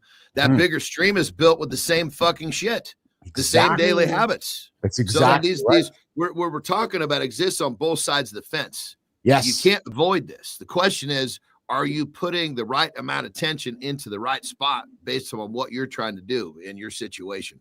Yeah. The last slide says it right here, Johnny, right? Your financial transformation starts now. You can lift your savings, you put some time under tension, you track your progress, and your bank account will change. Regardless if you're looking to plug holes in the bucket or if you're looking to increase the bank account, no different than hitting into the gym. You're going to lift, you're going to put some time under tension, and you're going to track your progress. And if you look at Rick Clody here with some great comments here, which is both things can be true at the same time, inch by inch, anything is a cinch. And he's bang on. And we got Jesse Freeman coming in with, once I fill my bucket, I'm going to make a bigger bucket and keep making more buckets for further generations when I get into good. And Jesse, you're bang on, brother. I love your analogy. You're right. So, and that's how you build confidence.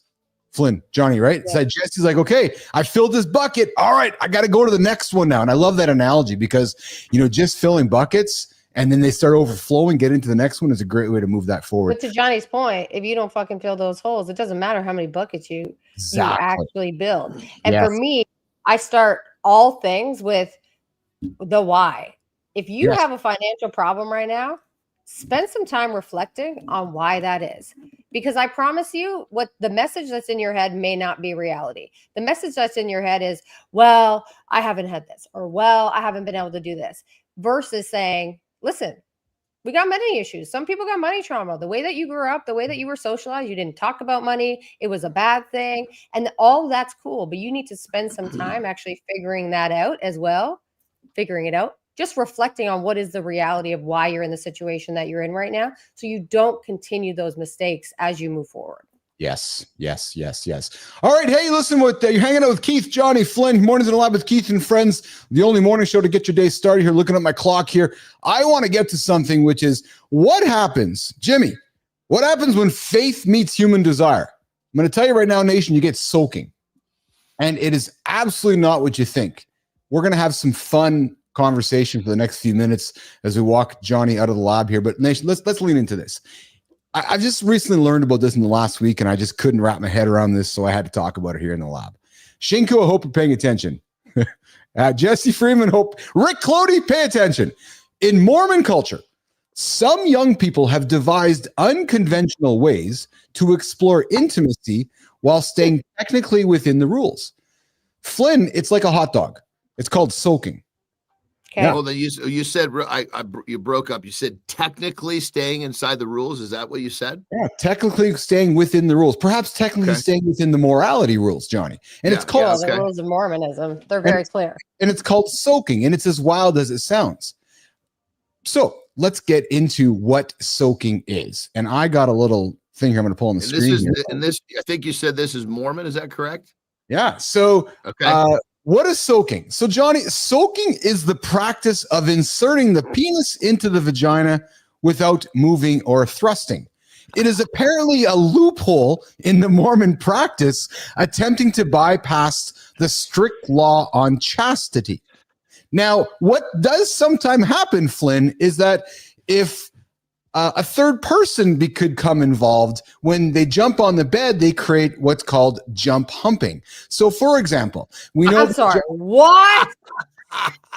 Jesus Christ. No Oh. way. And listen, Oh, for I the got a love lot of to add to Christ. this. I almost became a Mormon one time, so I For could the add a love lot of to it. Christ. You almost became For a the Mormon. love I of almost became a Christ. Mormon, and then I met with missionaries and everything. I was going to Mormon church. Mormons know how to have a lot of fucking fun without any substance. It's wild. And you know what?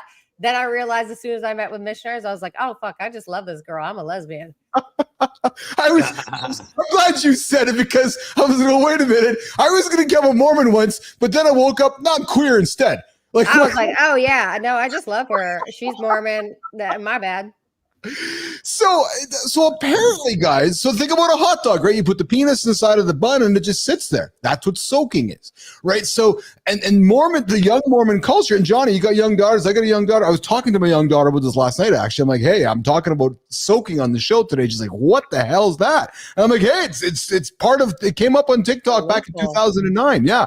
So, and it took a life of its own, on through social media, but the motivations and justifications for this is that, you know, young couples are wanting to experience intimacy. They're wanting to satisfy urges, but they need to avoid sex in the Mormon culture. So what they've attempted to do is do what's called soaking. And like I said, Johnny, the third person that happens is that when you're sitting there soaking inside of your partner's vagina, the person would jump on the bed and move your bodies up and around, but then at least you're not the one who's thrusting or moving your body, so that it's actually not considered sex. How do Mormons define sex then? I need to know this. Well, so sex in Mormon culture is defined by moving the penis around in the vagina. So there has to be humping. The act of moving the penis into the vagina is not sex? No, so if it just stays there, then no, it's not sex. And I've done this. What about the movement of getting it in there? That's it, but come on, it's soaking. That's what we're talking about. Yeah. It still has to go in. It has to move into the vagina. I'm with you, Kristina. I'm like sitting here. I'm sitting here like going, I mean, Jesus Christ, if you want to hump. Don't fucking do all this fucking parading shit to make it like, okay, yes, I'm not actually breaking the rules. Jesus Christ, come on now. But we know this shit is deep, right? Like there's a genuine belief that like there's a continuity to Mormon beliefs that you are not just this life, you are building for your next lives and lives and lives, and you want to have that opportunity. If you break the rules, you don't get that opportunity. Yes. I know a lot. So Rick Clody calls it marinating. that's one way. Yeah, honey, I just all I did was stick it in. Something tells me Terry's not going to accept that. Who is that? It's fun for one side of the equation. It's definitely not fun for the other. Yes. So, and are you allowed to get to climax? Are you allowed to orgasm then? Well, that's why the motherfucker's jumping up on down on the bed. Exactly. Yes. So if you orgasm, somebody else is. You're not the one thrusting. That's okay. And that's what I'm saying is so pathetic here. For Christ's sake, you know, it's like here's the thing. We strip it all away. What we have to look at is the spirit of how we're trying to live. And you can come up with all sorts of fucking goofy ways to get what you want, but you're breaking the spirit. And if you're breaking the spirit, then you're fucking up. That's the way I see it. I like that analogy as it relates to this. I haven't always understood that analogy, John, but I like it. I like it because it's true. It's like you can find technicalities. You can say to yourself in any situation, well, I'm not actually breaking the rules. I'm actually doing this. But the spirit of the rules is what you're trying to respect. Yes. In perfect example, in the strength world, in a strongman is a fucking cheating man sport. We are all looking for ways to get the advantage, right? How do you even cheat? They literally brought in kind of a blanket rule. If the judge feels that you're breaking the spirit of the event, you're going to basically get disqualified. Because give me an example. What would that look like? Yeah. And so the idea behind, okay, everybody knows what's supposed to be happening here. And are you breaking the spirit of what we're trying to do? Because if you are, you're fucking up. I want a physical example of what does cheating look like in Strongman. Like, how could you cheat when you're trying to have an atlas holder over your head? perfect example, right? So like on a stone carry, it's a 350, 60, 75 pound, basically like a field stone, like you'd find in a field. You got to pick that fucker up and walk as far as you can. Okay. Well, the rules say that it has to be suspended with your arms, nothing else. So like, before this whole spirit of the rule thing came out, fuck, I was really good. I would get that fucker up. I would hold it high. The judge would see that I was in place. He would tell me to go. And as I walked, I would let that stone come down and rest on my belt buckle. That makes sense. Right. So all of a sudden now, a lot of that weight is on my belt, which is a lot fucking easier than when I'm holding that shit with my arms. That's breaking the spirit of the rule, because it's supposed to be suspended by your arms only. Got it. Okay. I knew what I was doing. Fuck yeah, I knew what I was doing. But it didn't matter because you were like, it's a loophole. That was before are you breaking the spirit of the event? I mean, breaking the spirit of the you rules. won't like this conversation, John, but this is a great conversation for American politics, because that's exactly what Trump has done. He's in a lot of instances not technically breaking any rules, because they're not really rules, they're conventions. And so he's saying, well, if it's a convention, I'm not really doing it. But if you were to look at the spirit of democracy, then that would be against the spirit of democracy. Anyways, I know you won't have that conversation, John, but that's what you can talk politics all you want. I won't. Mm-hmm. I love it. You're hanging out with Keith.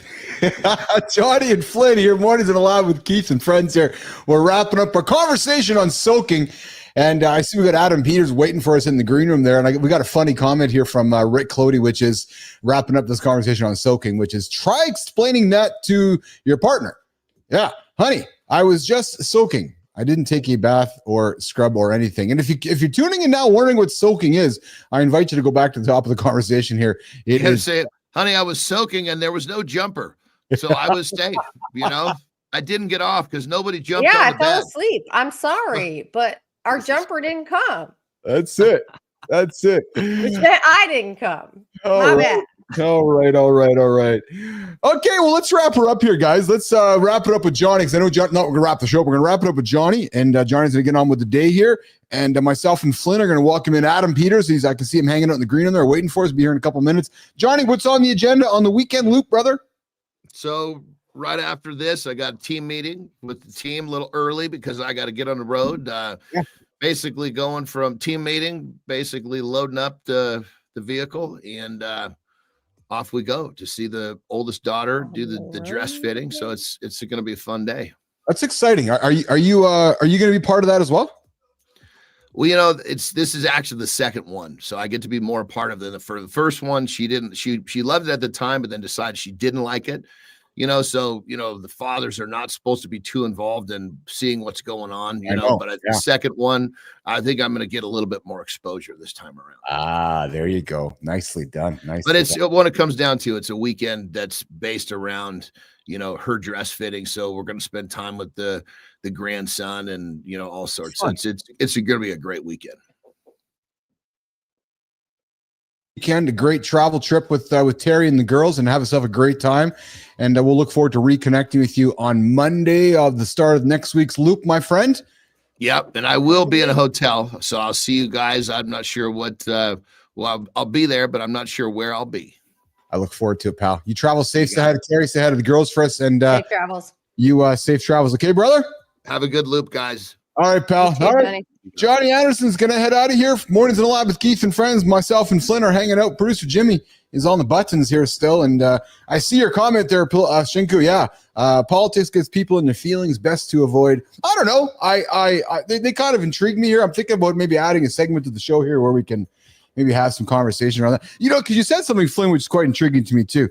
I've done some surveys around the world that's the definition of democracy is rapidly changing.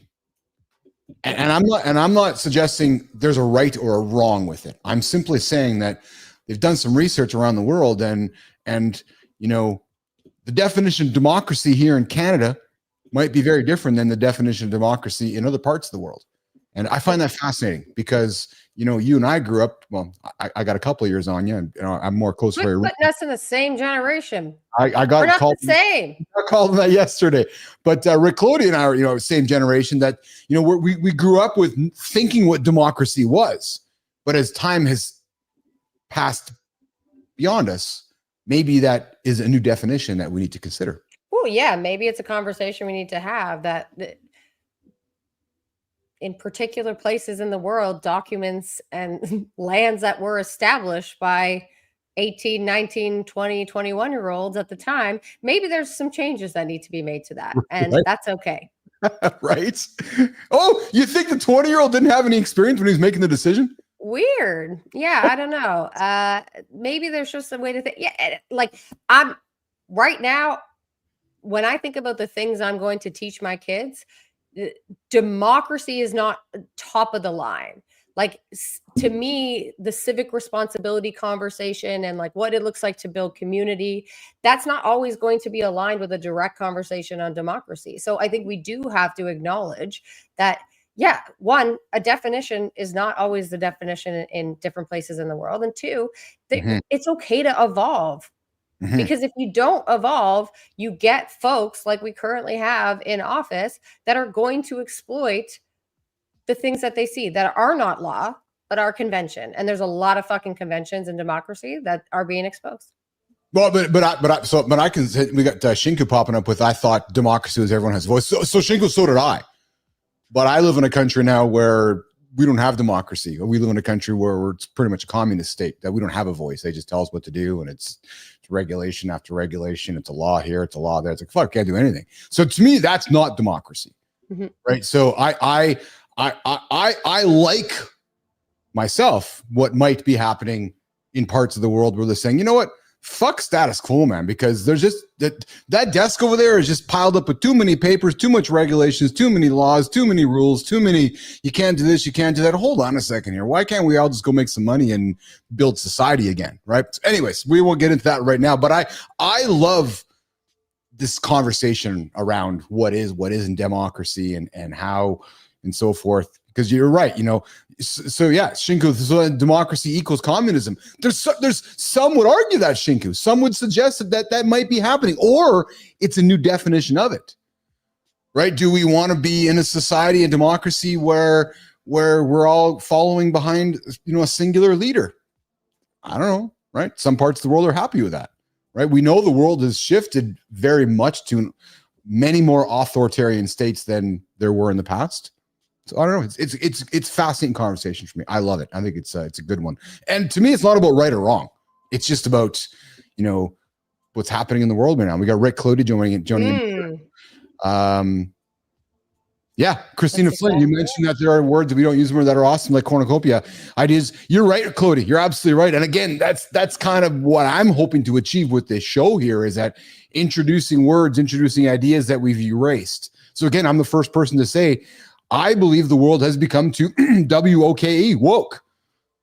But I'm also respectful of humans in my world that might be caught up in that situation. So how do we find a fine balance? How do we still have fun in a world where we can be respectful and kind, but yet still revisit some of the things that we want to visit? So listen, and then, a lot of times the empires need to fall in order for real change to happen. Yes. Yeah. And Shink, you know what, Flynn, you're absolutely right. That's exactly. So I think that's what we're seeing. The word democracy sounds nice, but it's really authoritarian. Shinku, dude, I'm with you, man. I will hit the drum shot on that one as well. And then Clody jumps in with one vanishing idea is personal responsibility. Yes, Clody, that's another one, because it's just so easy to just give it to somebody else, right? Oh, it's not my fault. That's fuck their fault. It's not my fault that latte was full of sugar. No. It's always somebody else's fault. All Adam Peters. Let's welcome Adam Peters. Flynn's like, let's lighten it up. Jimmy's like, Jimmy, bring it up, Peters. I'm excited to meet him. He's got a beautiful look. So let's go, Adam. Right now I'm getting so Clody, Shinku, right now I got producer Jimmy texting me going, I just remembered Lisa Sparks. And I'm like, Lisa Sparks, who's that? He's like, oh yeah, the woman that wants to sleep with 1,000 men.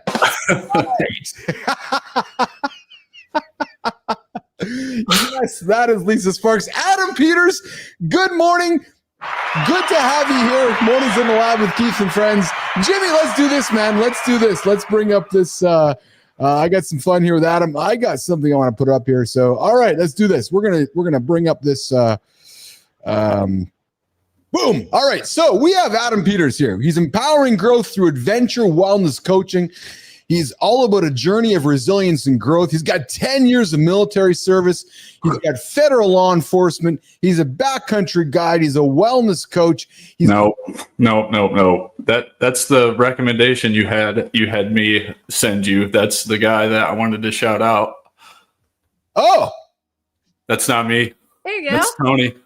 Oh, no kidding. Okay. Oh, I'm sorry about that. Okay, then we're going to shout this dude out. I thought so. You're seeing Bilous make mistakes on the air. We all make mistakes. Hey, we're all human, right? That's just how it works. So I'm going to pull this off here. I was working on this last night and I got the wrong thing up there. So Adam, I'm sorry about that, but let's put that aside. Let's introduce you to the show. And Adam, we celebrated. Yes, Rick, it is a live show. We celebrated Adam Peters a couple days ago. We celebrated you as the Creator Spotlight. Thanks for joining us here on the show. Adam, where are you joining us from today, brother? I'm in Florida, brother. Yeah. How's it going down there in Florida today? It's cold. Oh. I don't like it. It's not real cold. It's not real cold. You're talking to the Canadians. No. Peters, I'm in Manitoba, Canada, and it's minus 26 Celsius right now today. Well, you can have that. I live by the beach for a reason, man. You can have that. So, Adam, we I think was it Flynn? Was it Rick Clody who celebrated? I think it was Rick who celebrated Adam, was it? No, Sammy. Sammy Nordland. Sammy Nordland celebrated Adam Peters and said that we want to celebrate Adam as our Creator Spotlight. So then we got Adam on the show here today, and we surprised you last week with the Creator Spotlight itself. But Adam, tell Business Athlete Nation about yourself and why somebody should care about Adam Peters. Yeah, man. 13-year Army veteran, 4 deployments, almost 5 years in combat. Went through a really dark time. Took me 8.5 years to really get my shit together in the transition. It's a weak spot, and I needed to do something. Everybody talks about the 22 a day. We got to do something. So I decided to get off my ass and do something about it. Started the podcast. Created a community that's the antithesis of Facebook groups so that people can come be vulnerable in their transition, get advice from other people that are going through it. And I just generally want to make the transition process better for veterans because it's shit now. And it's a check the box, cover your ass kind of thing for every branch of the military. They don't give a shit about you when you're done. And I do. I want our brothers and sisters to stop killing themselves. So that's what I'm out here trying to do. Adam, can you explain the community aspect of what you're building? You said the antithesis of a Facebook group where people can come and be vulnerable. How did you create that environment? Because I think that's something that's needed in all aspects of community, quite frankly. But I think a lot of people are struggling to actually create those spaces. How did you do that? Yeah, I just a couple of things happened to me. I went to flight school when I got out of the Army. In instruments, it's really hard to learn instruments. So I joined a couple of aviation groups to just get industry knowledge from guys, gals in the profession, help me out. And I would ask basic questions and I would get ripped to shreds. And I noticed that same thing's going on in veteran groups. So I just created a school community, no fluff, no bullshit. Just come in there, member driven. I won't put courses. I won't put workshops. I won't run office hours unless you want them. You want to talk to me, you want advice, whatever. I just wanted to create a safer space where you can come, you can post whatever you're going through, knowing you're not going to get destroyed in the comments for being weak or asking for help or whatever. And I generally, there's 30 people in there right now. And I just wanted to create a space that you could come, have access to me, other people who are building businesses, transitioning, figuring things out, and just not have to deal with the toxicity of Facebook. So how did you get that ball rolling though? Because that's always the challenge of community is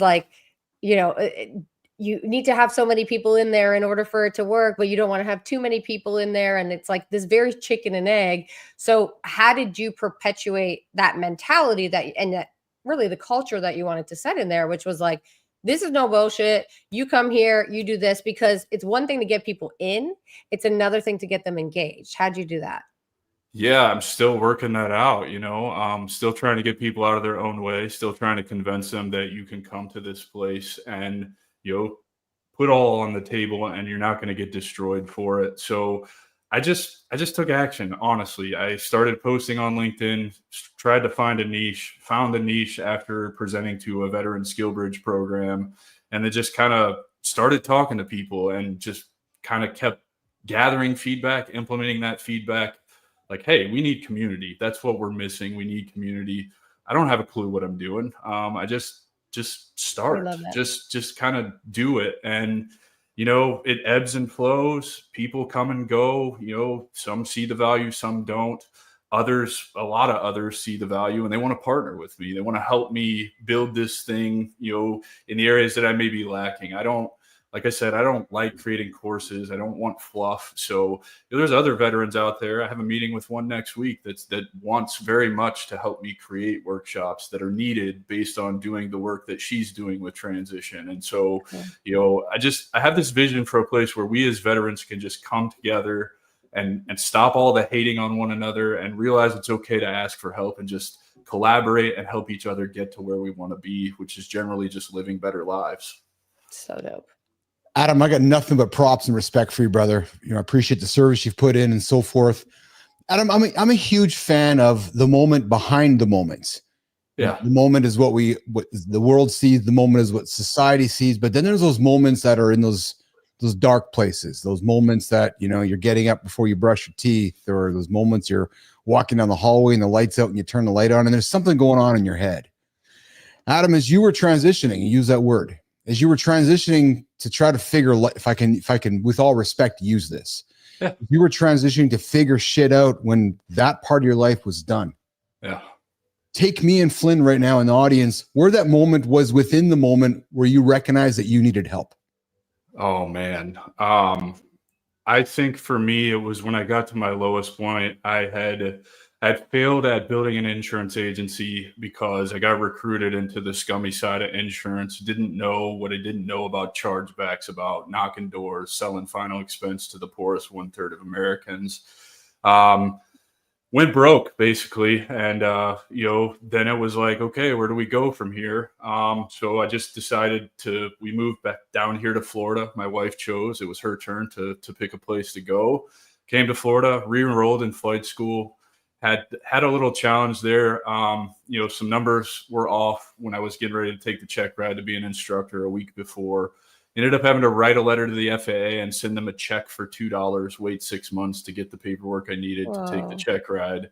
And I was pretty low and defeated at that point. Found the Sean Ryan show. He talked about plant medicine. His wife interviewed him, talked about all the changes.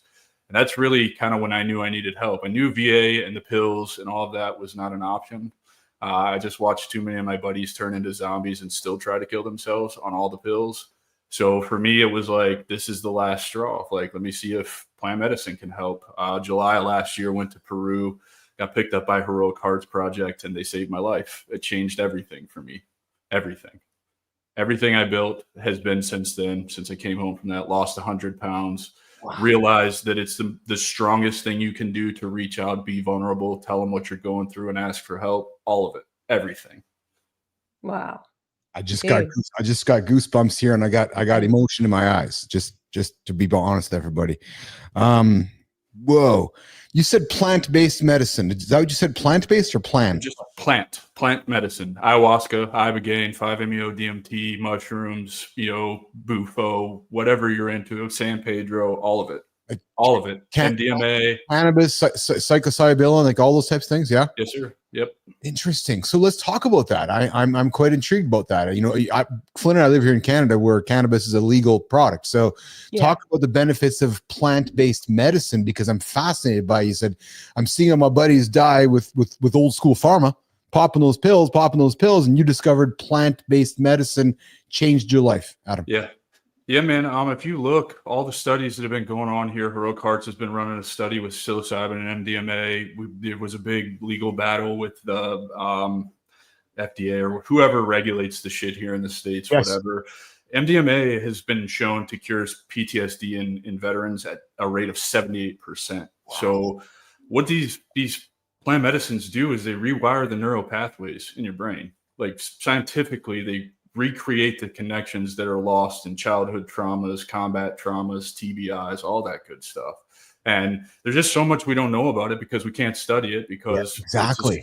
It's a schedule, whatever, it's illegal. And, for me, and all the other corporate interests, right, Adam? Let's just fucking go there too. All the corporate. Absolutely. Yeah. That's where we were headed. All the big pharma, the big food, these are secrets that have been kept from us. And, and these secrets, they're free. They're free secrets, right? Plant medicine's not free. I understand that, but all the things that you use to integrate with plant medicine, because you don't just go have a plant medicine experience and, oh, my life has changed. There's a lot of work that happens, a lot of integration, a lot of mindfulness, meditation, all that holistic wellness stuff that you guys were talking about earlier in the show today. Exercise, meditation, yoga, all that good stuff. It's all free stuff that rewires your brain and helps you heal from all of these things. Learning how to be mindful and sit with your emotions, trace those back to why am I angry all the time? When have I been angry before? And follow that back, and you get to the source of the problem. And then, the only way, like Jordan Peterson says, the only way out is through. You have to face those things. You can't run from them anymore. And generally, I think that's what plant medicine did for me. It showed me the top of the mountain, showed me what I was capable of, taught me how to love and respect myself, and also taught me that I didn't have to play by society's rules and be put in a box. I could live my life for myself, whatever that looks like to me. I don't have to do it how that's Keith like says I have to do wild lesson, right? Yeah. And I've gone down this path of exploring this before, just with my own mental health journey. And I'm still at the fear stage. Like I've never done hard drugs. It's always been something I've been afraid of. And so I understand that these are not hard drugs, but the pathway in my mind is always like, I'm not ready for that. Like, I don't think I can go there. I've only ever seen the extreme. Did you experience the fear side of it? And if so, how did you get beyond that? I was terrified. Yeah, absolutely terrified. Like you, I had no experience with drugs other than cannabis. Still an avid cannabis user, just in a different, light now with intention instead of expectation. I was terrified, but how did I get over it? I was the guy that, whether I had the balls to actually do it or not, the guy that's sitting with the pistol in his lap because he doesn't know why he's here, or riding the motorcycle. This would all end if I just run this into the tree at 120 miles an hour. So, so for me, there was no other option. What were my two options on the table? Plant medicine, this terrifying, experience with a psychedelic that I don't know anything about, or I go to the VA and I get a mountain of pills and I turn into this drooling zombie that's a shell of a person that I am, and I probably feel worse and I still end up wanting to kill myself. Yeah. So I just made two promises to myself. I told myself I was going to go on the retreat and keep an open mind, and I was going to participate in everything. Cool. No matter how silly it seemed or how woo-woo or out there it was. And let me tell you, look at me now. I long hair, long beard, hair is a source of power. Like, I'm basically a hippie now. It turned me into something that I would have never resonated with in my previous life. And my heart is so filled with love, and all I want to do is share that with everybody else. Dude, that's so beautiful. And you talk about your wife. How did she go on this? She's obviously going on this journey with you, but we're not always doing the same things as our partners on these journeys. Like, was that a challenge between you two or with you two? Not at all. No, she's the one woman in my entire life that has supported me, loved me, and believed in me unconditionally, even when I couldn't myself. So it's whatever you need to do to go get better, do it. And so it's been amazing. You can tell, you can feel it. Your energy like radiates through the screen. You can't fake that. No, it's why I put the glasses back on, Flynn, because my eyes are all moist. You can keep a moist eye, bro. We're about that here. If you want to cry, you cry. Yeah, man. Dude, expressing emotion is purging the negative energy that lives inside of you. I'm the first person to stand up there. Yeah, I'm not hiding nothing. No, I'm not. Just this light here is bright right now. I hide nothing. I know you do. I love the emotion that Adam's bringing to the screen here right now. I love the emotion, and I got nothing. I click. I look at the clock. I don't have all the time for all the questions I have for Adam, but I do have one question, Adam. Like, it is, and it's a fluffy cliche question, but I feel like I have to ask it anyways. How did you find the courage? Like, was it as simple in that dark moment where you're like, I'm gonna die, Yeah. and I'm gonna die, and I'm good, and I want to die on my terms in many ways, is what you're saying to yourself. Like, that's like, you're at a low point, brother. And I'm only asking because there's guys tuning in right now, and I've been fortunate on my show to meet guys like Joe Malone and Rich Ingram and other veterans that I just nothing but respect for the lives you guys have led and the heroic efforts you guys have done. But I just sometimes can't. I got nothing but respect goes on your brain. Like, how do you have the courage to do what you did? How do we have the courage to do anything that we've done? Yeah. I mean, look at your life. I don't know how to answer that question, man. I know you don't. And but it's just because I think, yeah, I look at you as a superhero. Like, I look at you as a superhero. That's what I do though. I'm just a human, man. I'm just a guy that wanted to live a better life. And, you know, I'm a logical thinker. I like to explore all options. I like to have all the information. And so, you know, there was an opportunity, you know, through hearing Sean Ryan talk about his experience with plant medicine. Well, that's another avenue. That's more information that I have. Yes. What do I have to lose by going to try this? Because, you know, I'm eating myself to death. I weigh 311 pounds. I'm a diabetic. My cholesterol's through the roof. You know, I'd already beaten all the substances. I'm using marijuana way more than I probably should to escape everything. At this point, you know, I'm sitting on the couch. I'm not working, but I do have retirement money, all of that. My wife is working outside of the home. I'm not setting a good example for her. Like, what other option did I have? It's either I'm going to run this motorcycle into the tree, I'm going to start this pistol, or I can go outside of my comfort zone to a foreign country and explore something that I am hearing other veterans talk about changing their lives. You know, maybe I should look up to those guys as leaders and follow.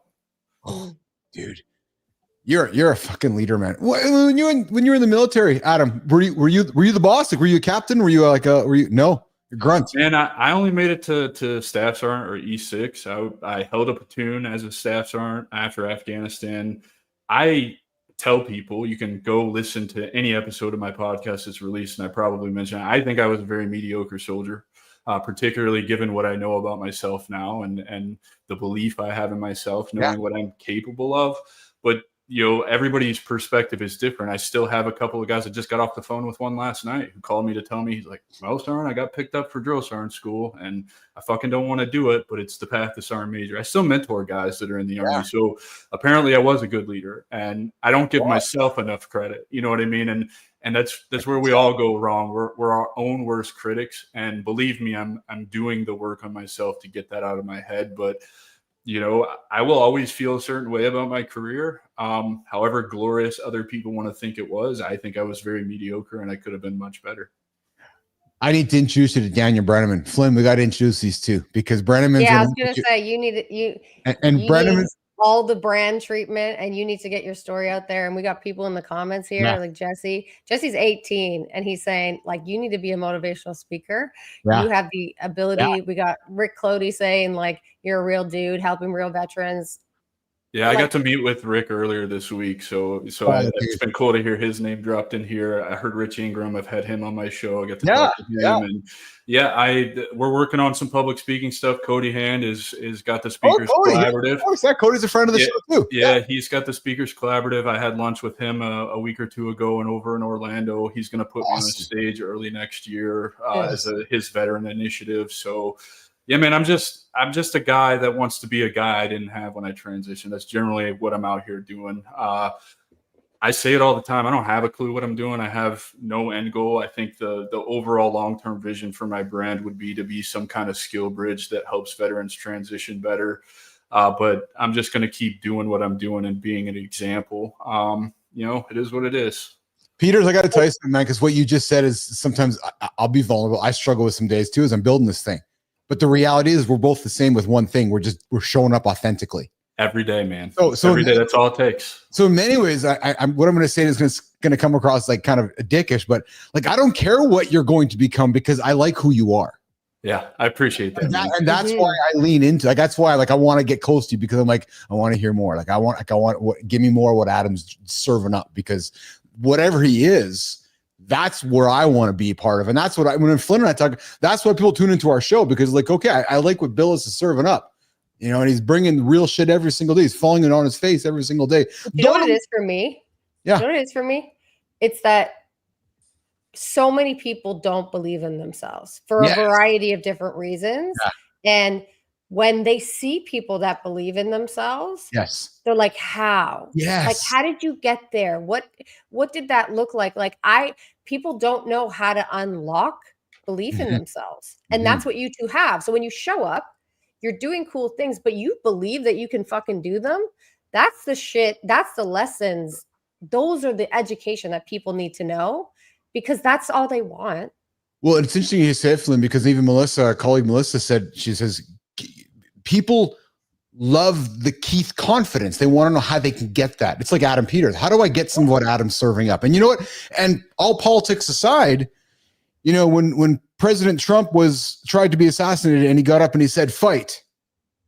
Like that moment resonates for humans going, yes, I don't care what you're going to be, but that emotional moment connects humans, just like somebody's connecting with Adam or somebody's connecting because they don't know how did that guy get that confidence? He was almost shot in the head. Yeah. That's how it works.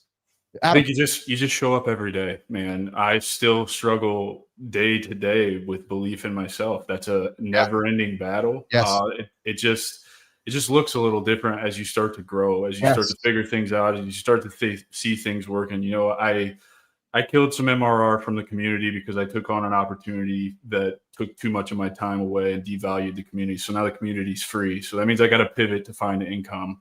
And so I'll be vulnerable now. I want to pivot into AI automations as a service. Yeah. But I'm afraid to launch that because I don't believe in myself yet. I don't believe that my skills are good enough yet. Even though I've built 50 automations for myself, I've automated my own systems.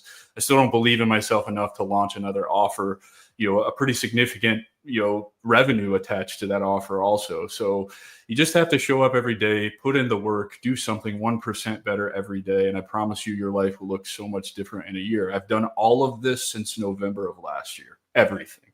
It's wild. Adam, I got an offer for you, brother. So next year I'm showing up every single day too. So maybe during your journey of showing up, you want to show up with me along the way from time to time. And brother, I love your show so much. I've been listening since you went live this morning. I've been listening every morning since last week. I love this show. I love what you're talking about. I would be happy to join you anytime. Because I'll be vulnerable with you too. I got some offers on my desk too that I'm looking to put out, but my fucking insecurities go, oh, I don't know. Right. So I'm with you, right? You're like, I'm not good enough to do that. Yet you got Flynn and people looking at me going, what do you mean? Like you're done. But it's just, we struggle, right? So, but then when we struggle, we make ourselves relatable. And we got Jesse Freeman popping up here for you, Adam. Mr. Adam, your positivity is a radiating thing, and I'm enjoying listening into your story and your experience. Jesse, brother, I got to tell you something, man. You joined the show, Flynn, hour and a half ago? And Jesse, you have stuck around with us. I know you got choices where to put your time, just like you do, Adam. The fact that you guys choose to spend time with me and like Rick Clody, I can't tell you guys. It's cool, man. Like that comment that was just for me. Like, dude, I got chills because ridiculous. I don't feel in my heart that I deserve to have a platform or that I should be the guy doing this. And you didn't know this guy, and he's telling you that you're doing good shit. So you need to take that home today, right? For sure. Right. You need to screenshot that and you should put it on the fucking backdrop of your phone. And every time you're feeling like I can't do something, you read that shit. Yeah. Me and Peters need to go down and roll a blunt. And then we need to get on a call together. And we need to chat about it and go, okay, how you feeling, Peters? I'm not feeling good about myself. Bilous, how you feeling? I'm not feeling good. I feel better about myself. We should do that. We should definitely do that. That'd be a good one. All I asked is that you videotape it. Yeah, and on the show here one morning, but I gotta figure out how we do it here in my studio here, because I don't know if my lovely wife will be as forgiving as Terry is with Johnny in the No, you already know this. It ain't happening. Just fucking stop trying. All right, Flynn, let's do this. Jimmy, we're getting up to the top of the clock here. We got work to do here. One last comment. We got Rick Clody coming in with Keith Bilous, this guy embodies a continuous improvement, doing everything. Yes, thank you.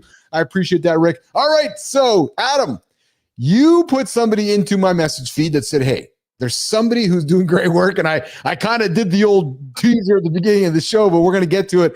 There's somebody you said, I want to celebrate this fellow, and we're making this content now because we're going to cut this up later and surprise this fellow just like we did with you when we did it with him. So you said to us, hey, there's somebody I want to celebrate for Mornings in the Lab Creator Spotlight. He's from Vail, Arizona. He's a certified master's coach helping veterans. He's first responders, others suffering with trauma and burnout transformation, rediscovering and reconnecting through adventure wellness. Today, our friend Adam Peters is here to celebrate somebody from Mornings in the Lab with Keith and Friends. And today's Creator Spotlight is somebody who's not joining us, but we're hoping is going to join us. Maybe with Adam on the show, we'll all just be smoking blunts on the show. Today, Mornings in the Lab with Keith and Friends wants to invite and celebrate this fellow for the Creator Spotlight, Anthony Toundreau. Yes, Anthony, you got your buddy Adam Peters here putting you on stage saying, hey, we want to celebrate you. Adam, why are we celebrating Anthony today, brother? Man, this guy is an amazing human being. Let me just tell you a quick story why I want to celebrate him. Yes. I love everything that he's doing with the outdoor adventure wellness. We all know being outside and physical activity is one of the key pillars to healing our minds, our bodies, our souls, all of that good stuff. Tony, I took a trip out to Arizona earlier this year in Utah in the summer. Tony lives about an hour and a half from Phoenix, which is where I was flying into to do a live podcast. And after I had him on my podcast, he volunteered to drive out there, pick me up, take me to the hotel, spend the day with me, just because he wanted to meet me in person and find out if I was really the person that I portray through the camera. And, man, it was awesome. We linked up. He picked me up from the airport. He didn't have to do all of that. He hung out with me till late in the evening at the hotel, just bullshitting. Like first time we'd ever met in person, and it's like we're long lost brothers. We talked about his border patrol career. We talked about all of our aspirations. Ate some really good Mexican food, and I just love everything that he's doing, man. And getting outside and creating these programs there's no way it's not helping heal people. And I want to help his business take off. I want to see him take this thing to the moon. And if I'm not mistaken, I'm fairly certain he coined the term outdoor adventure wellness therapy. Nice. So that's why I want to highlight him. I want people to know about his program. I want them to be able to take advantage of it. As far as I know, he also takes HSA. So if you have an HSA account, you can go through his programs, and he's just an amazing human, man.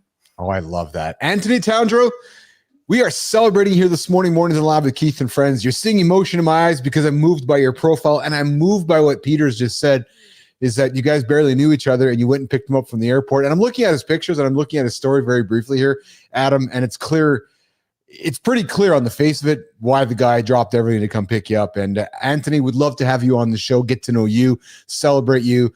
And Flynn, if there's one thing that I'm learning as I meet guys like Richie Ingram and Adam Peters and Joseph Malone and hopefully one day Anthony Toundreau, man, you guys are solid human beings, man, with huge hearts. And I just got nothing but respect for the things you guys have done.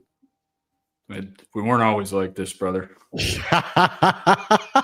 Takes a lot of work to get here, man. Yeah, it does, doesn't it? It does. Yeah, nothing's easy. So, all right. Well, listen, it's that time where we start to work towards wrapping up. Jimmy, Kristina Flynn, Adam Peters. Adam, you listened to the whole show today. What was the highlight of the show today? Was it soaking?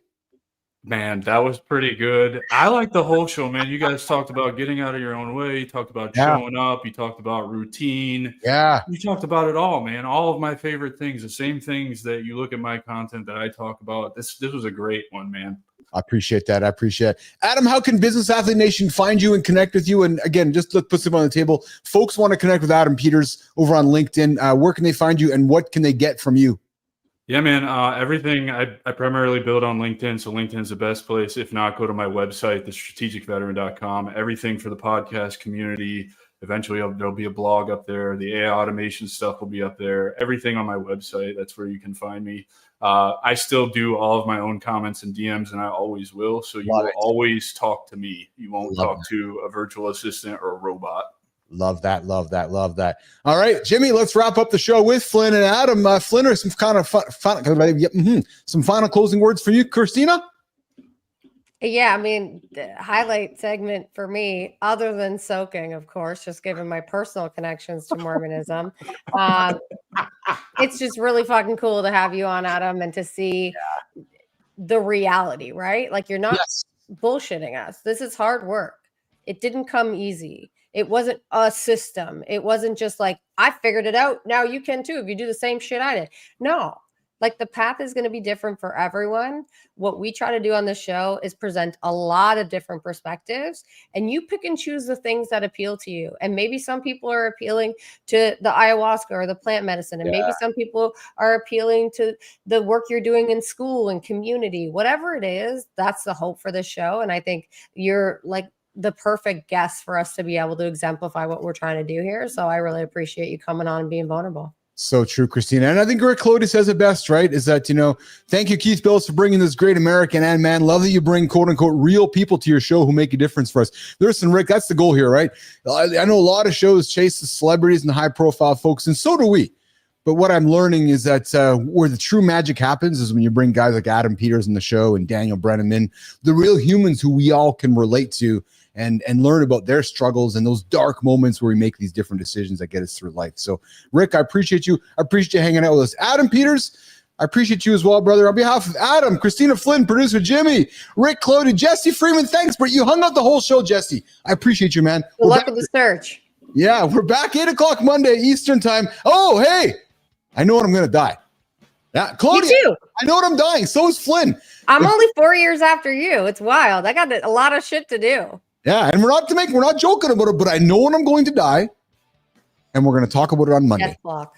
Mornings in the Lab with Keith and friends. Maybe Adam will tune in as well. We'll see you guys later, Nation.